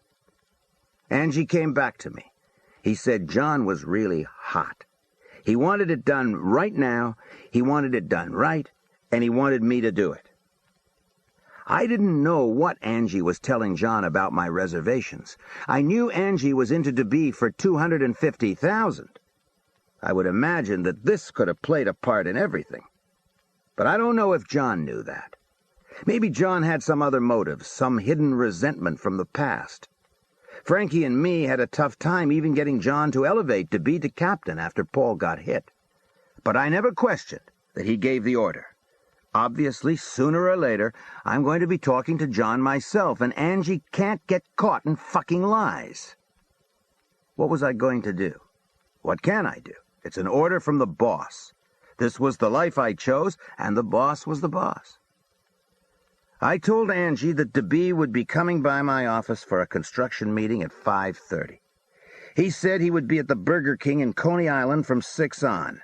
If I succeeded, I should meet him there. I sent the girl in my office home at 5. Me, my brother-in-law Eddie, and old man Peruta were there. DeBee came in and said hello. I told Peruta to get him a cup of coffee. In the cabinet, there was a .380 with a silencer. Peruta took it out, walked over to DeBee, and shot him twice in the back of the head. We picked up DeBee and put him in a body bag we got from the Scarpacci funeral parlor. We locked it in the back room. We cleaned up the office, and Eddie drove me to meet Angie at the Burger King. I told Angie it was done. I told him I had the keys to DeBee's Mercedes. He said he would meet me later at Tolly's around 9 and would arrange to get rid of the body and the car. Angie was at Tolly's with Jeannie Gotti and John Carneglia, who were tight with him in junk. Frank Locascio, a captain from the Bronx, was there too. We went back to my office. DeBee was put in the trunk of Locaccio's Cadillac. Some kids with Carneglia took DeBee's Mercedes. I don't know what they did with the Mercedes, but Carneglia owned a car salvage yard. I have no idea what was done with DeBee. Now, Angie is also a defendant with John in the case this Giacalone is bringing. And sometime after this, Angie is in court for a hearing, and his son says something to him from where the spectators sit. The judge tells the kid to be quiet, and Angie turns around to the judge and says, "What the fuck is this, Russia? Who the fuck are you to tell me I can't talk to my son?" The judge is in a frenzy. They go at it, and the judge remands Angie. His bail is revoked, and he's in jail with John. John is steaming. Blabbermouth Angie can forget being the underboss, if he ever had a chance. Through Jeannie Gotti, who has visitation rights, we get the word that John has settled on Joe Piney as underboss. But Jeannie said he told John that while Joe was a beautiful guy, a good choice to smooth things over, he can't really run the family. So John said to tell me that it's in my hands to do it, but to include Joe in everything and treat him with respect. And I do follow the proper protocol. That was when Joe Piney came up with that Oliver North thing. But basically, I'm running the family for John. After jury selection, Diane Giacalone's prosecution began in the middle of September 1986. Because of Gotti, a trial that normally would have been ignored by the media until a verdict had come in, and even then been worth no more than 2 or 3 paragraphs, took on a carnival atmosphere. Spectators packed the courtroom every day. So did reporters. Television crews were a constant presence. Gotti's sartorial splendor received daily press attention. He was said to have instructed his co-defendants to appear in jackets and ties. He was heard to chastise one of them for unacceptable color coordination. His apparent coolness under fire, his brash confidence in being acquitted, was most commented on. "I'm not worried," he was quoted as jauntily saying. "They got no case. It's a frame. You'll see. I'll be walking out of here."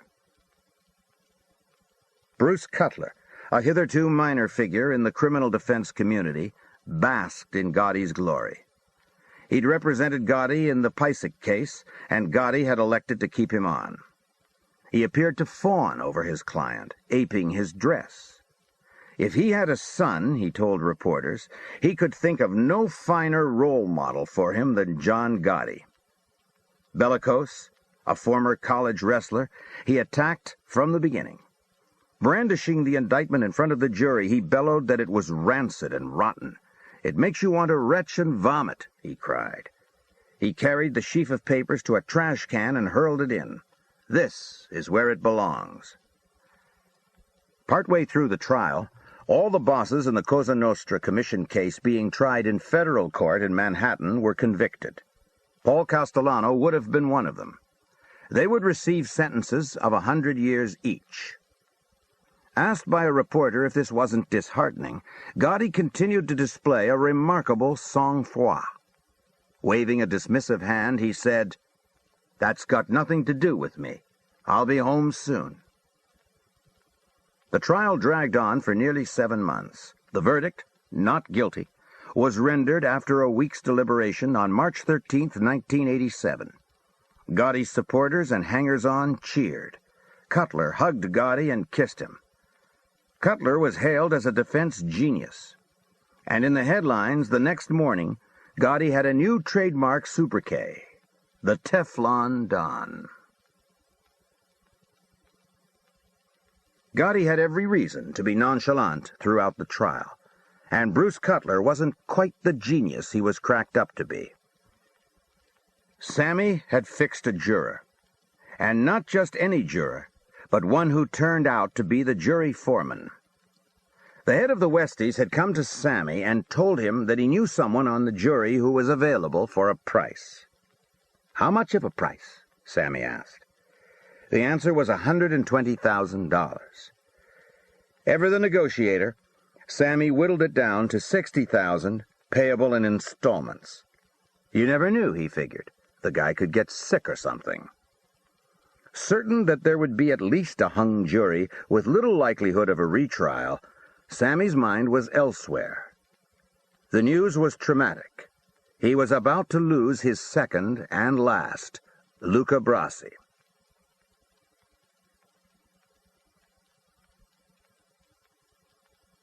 Chapter 17. Kill me, Sammy. Don't let me die like a dog. I love the old man, Joe Peruta, Sammy said. My feeling for him went beyond any blood oath of Cosa Nostra.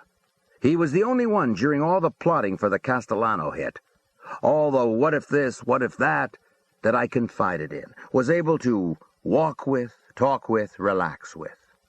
In 1 second, he agreed to take down Paul and Tommy Bellotti in that diner like I asked him to before we changed the plan.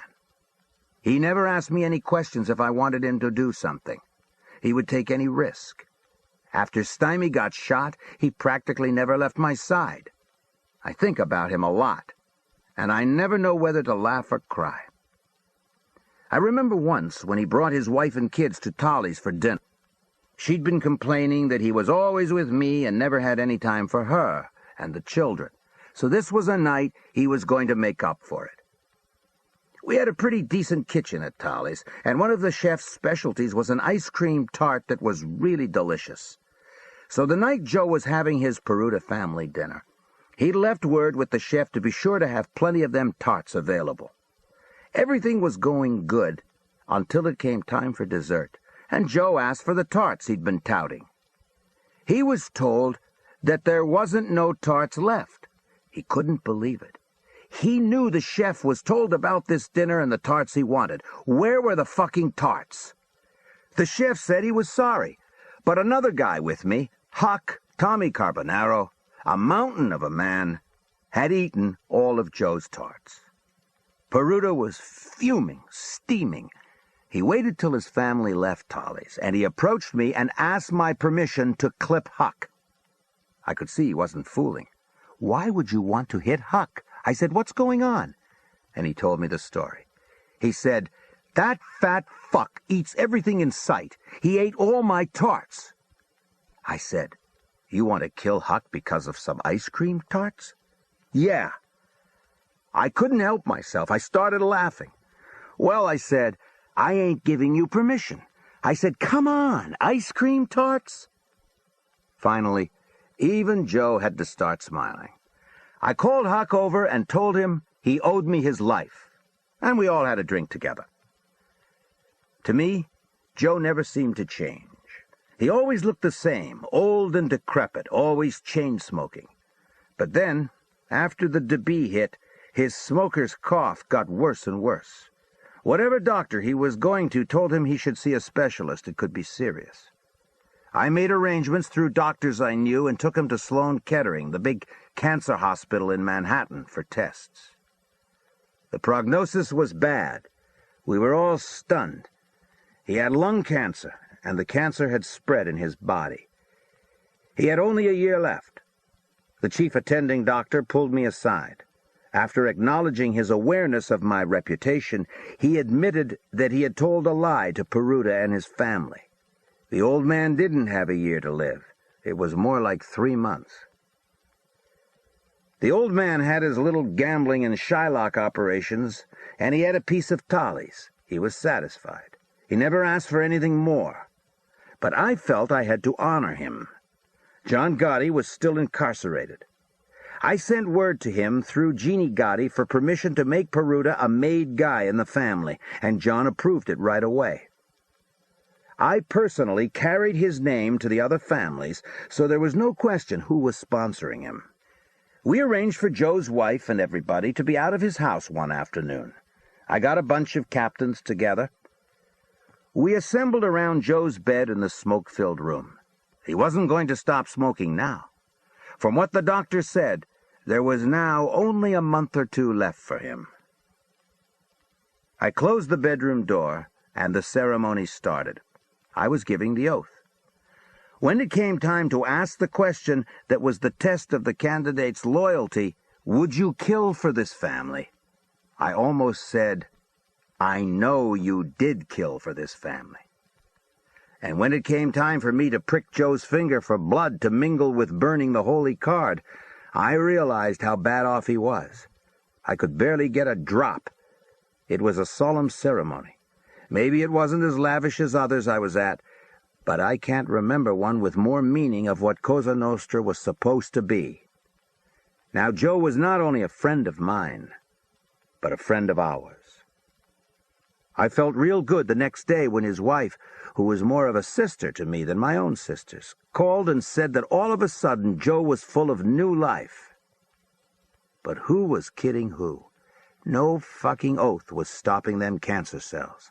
Every time I went to visit him, I could see him getting weaker. He was like a living skeleton. He called me to his bedside. Tears were streaming down his face. He asked me to give him the dignity he was losing. He wanted to die like a man, not like this. He asked me to kill him. I stood there, my mouth open. How could he ask me such a thing? I couldn't even answer. "Kill me, Sammy," he said. "Don't let me die like a dog." Every visit it was the same. He wouldn't let it go. "Kill me, Sammy, kill me, please." He tried to get me to understand that a swift bullet was the best gift a true friend could give him. He couldn't stand the pain no more. Like every hit, even a mercy killing of a made member, which this probably was the first, you got to get permission. I sent a message with Gene Gotti to John.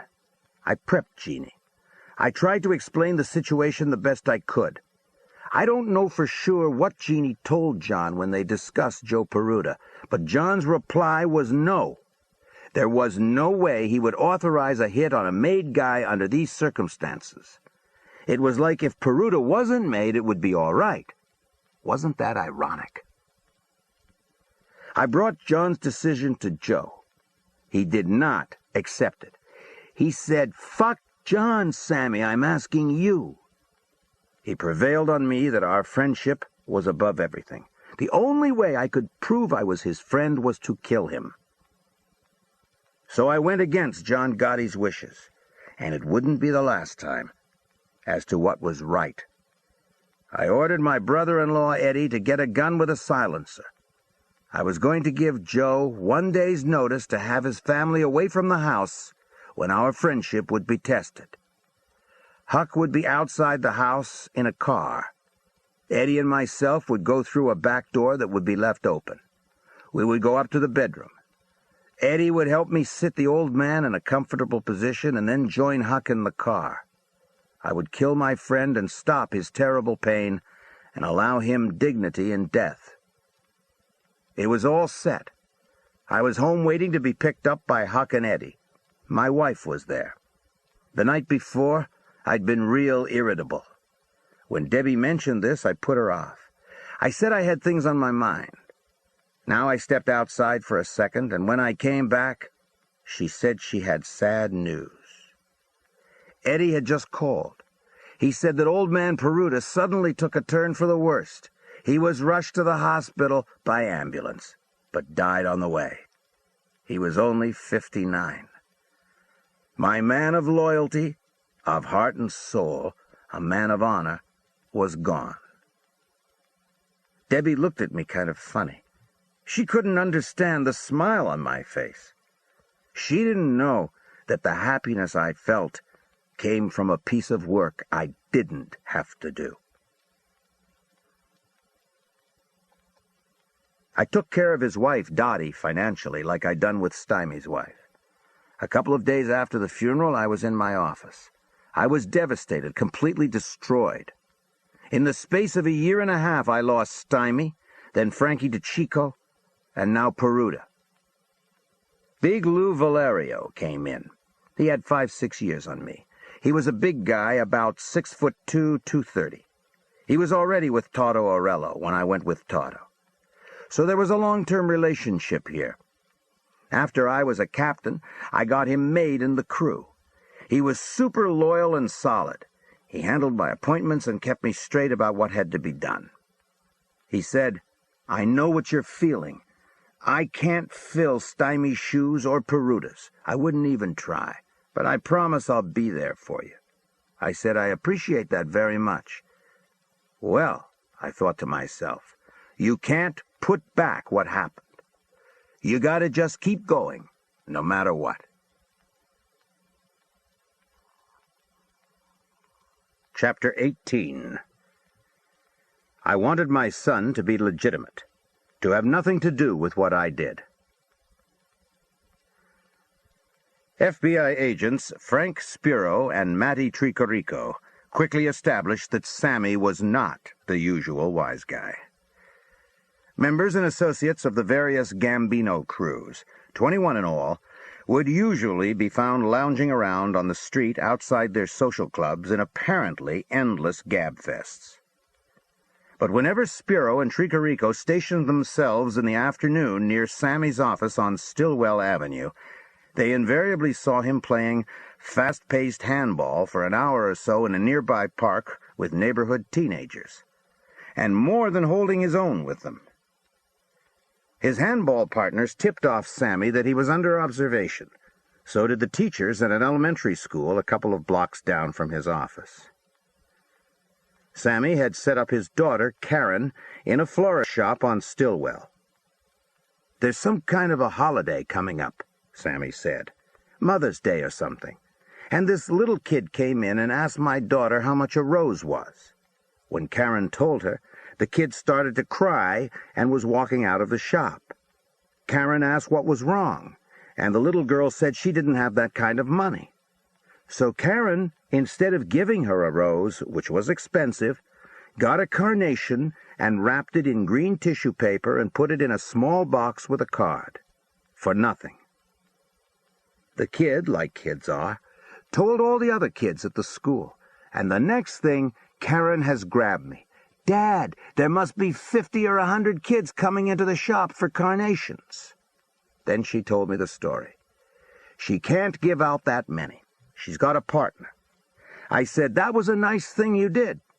Tell you what, give every one of them kids a carnation and give me the bill. I'll pay for the kids.' Of course, this got around at the school. I think one of the teachers went and thanked Karen, and she said, 'No, it was my dad.' Anyways, a couple of the teachers come to me and said, 'Mr. Gravano, can we talk to you?'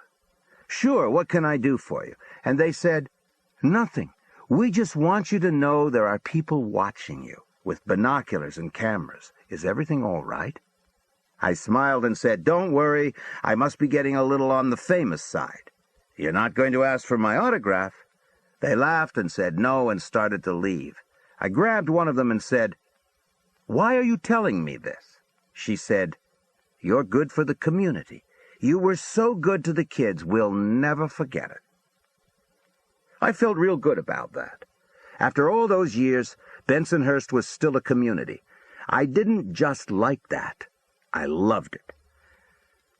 Spiro and Tricorico immediately noticed something else about Sammy. Wise guys were not renowned early risers. But Sammy was out of his new walled-in home on Lampert's Lane on Staten Island at 6 a.m.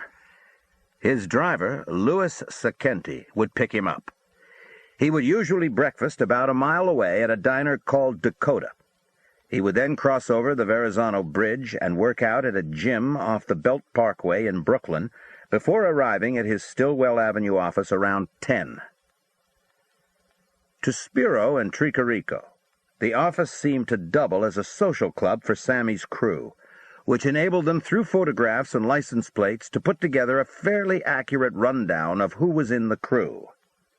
It was also obvious how much respect he was being paid, just in the way he was accompanied at lunchtime to a small Italian deli down the avenue featuring hero sandwiches. A lot of the scores I made I cut up with my whole crew, Sammy said. No other guys like me did that. As a matter of fact, John Gotti called me in one time and he said, "Sammy, what are you doing? All of your guys are making money, too much money." I said, "Hey, John, they've wrapped up their lives around me 24 hours a day. When I'm sleeping, they're making sure I get picked up, who's going to drop me off, where I'm supposed to be, what meetings I have to be at. They don't have a life of their own. They can't, really, a lot of them, go out and earn money." He said, No, Sammy. You got to keep them down. Bobby Borriello, who's his driver and bodyguard, I give him $600 a week. I looked at him and said, $600 a week? He picks up one tab. He's broke for the week. How can he support a family? How can he live? How can he do anything? Listen to me, he says. Keep them broke. Keep them hungry. Don't make them too fat. I can play Machiavellian like John. John was always quoting Machiavelli. I guess he did read him. So I just said, all right, yeah, that's good thinking. But I went to Tolly's that night, and I think we cut up $50,000. I put it on the table out back. Big Louie, Huck, Eddie, this one, that one, everybody cut it up. I always took the bigger end because I'm the boss, and that was right. I'm their boss. But to leave them broke? That ain't right.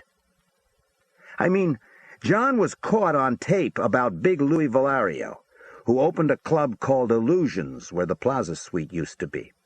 John dropped in with some of his guys to make a show, and he told Louie, "Good luck. This is what we need, places like this. Makes us look good."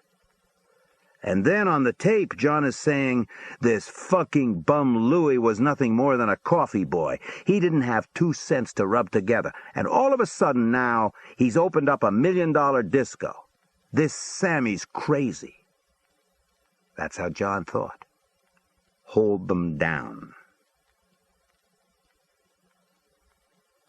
Spiro and Tricarico saw more evidence of Sammy's stature in the Tuesday night gatherings at his bar and restaurant, Tolly's, on Bensonhurst's main thoroughfare, 18th Avenue and 62nd Street. During their surveillance, on any given Tuesday, they would spot scores of men crowding in there, members of Sammy's crew and others in the Gambino family, some of them captains, as well as captains and soldiers from the Colombo and Lucchese families.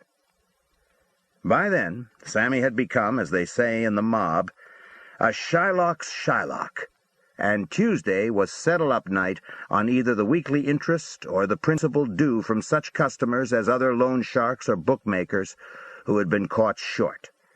Gambino's squad intelligence sources had already identified Sammy as a rising force in the construction industry, and at Tolly's on Tuesday night, Spiro and Tricarico could see it for themselves.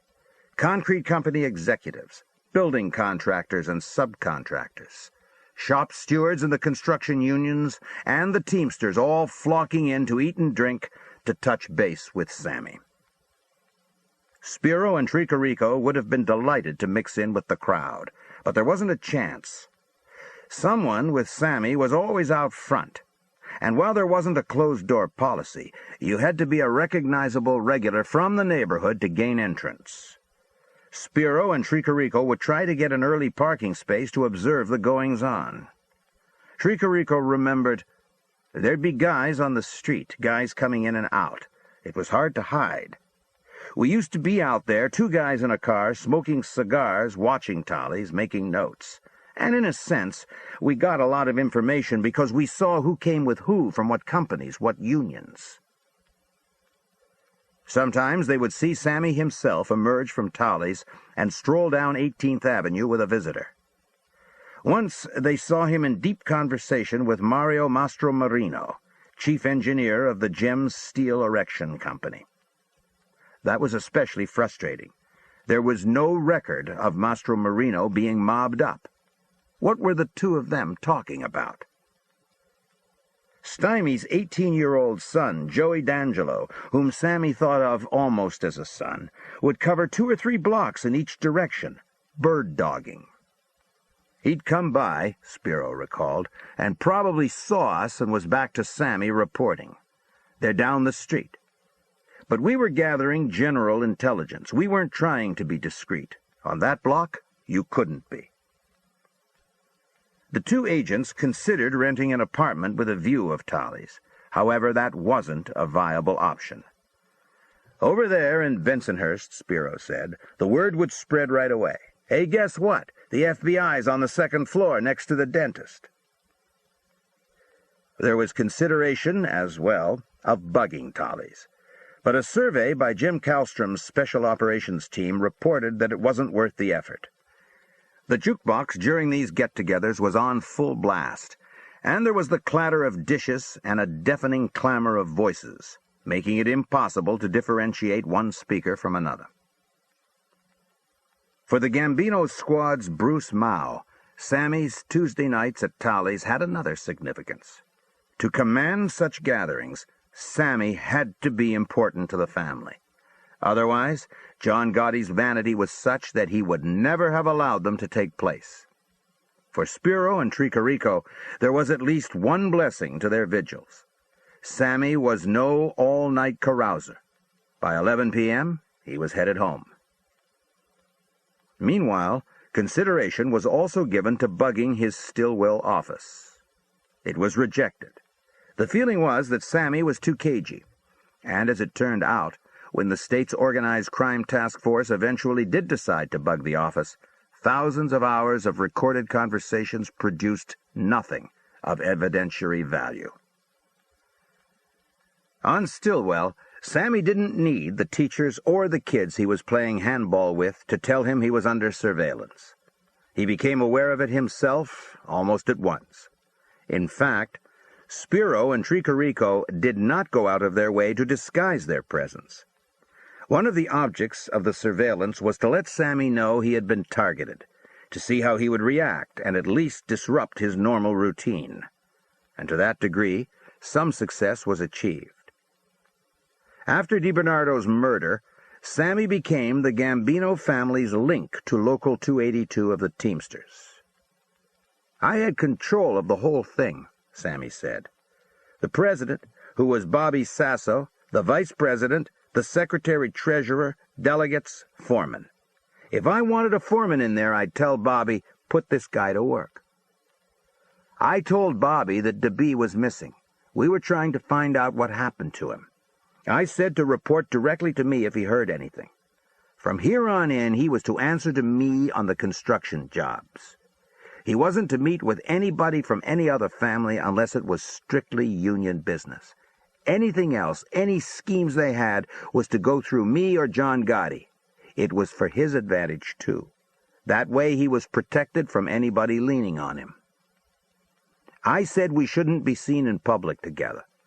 There was getting to be too much heat. He wasn't to go to any family weddings and funerals and social functions. We would set up meetings at 2, 3 o'clock in the morning at hotels and motels like the Golden Gate off the Belt Parkway. John called me and said he was changing the structure that pertained to the construction industry.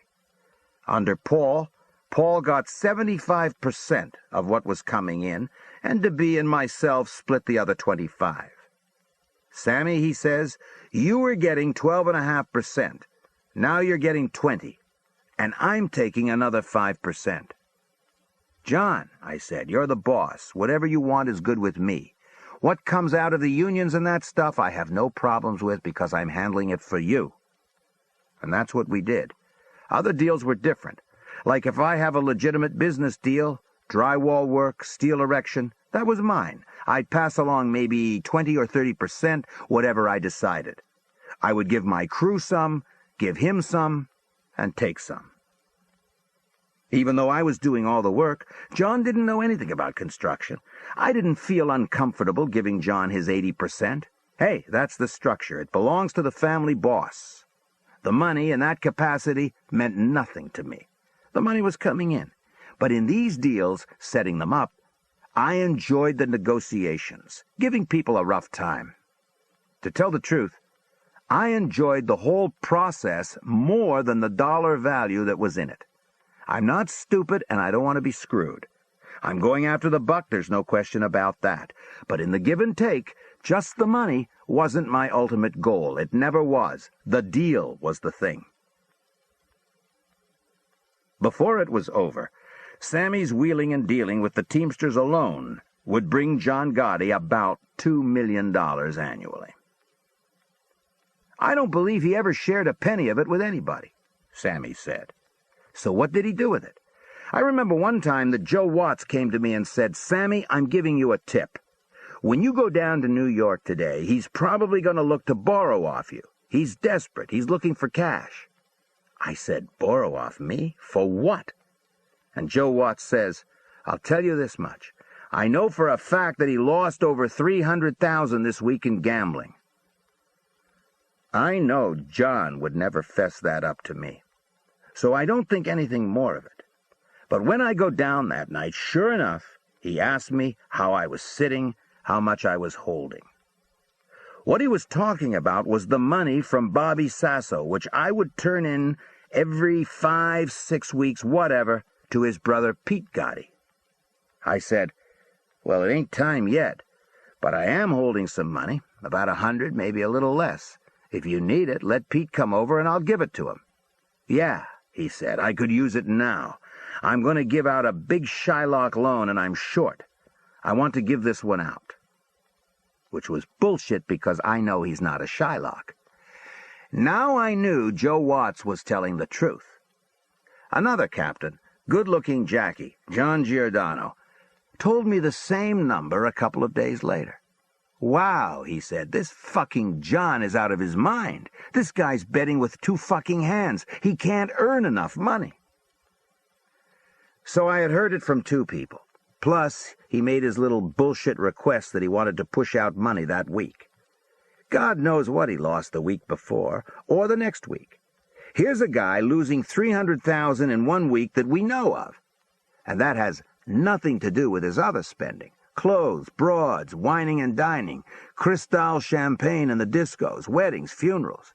He went through a ton of money just to keep that persona of Big John Gotti. This ends side 2 of cassette 7 of Underboss. Please fast forward to the end before loading cassette 8.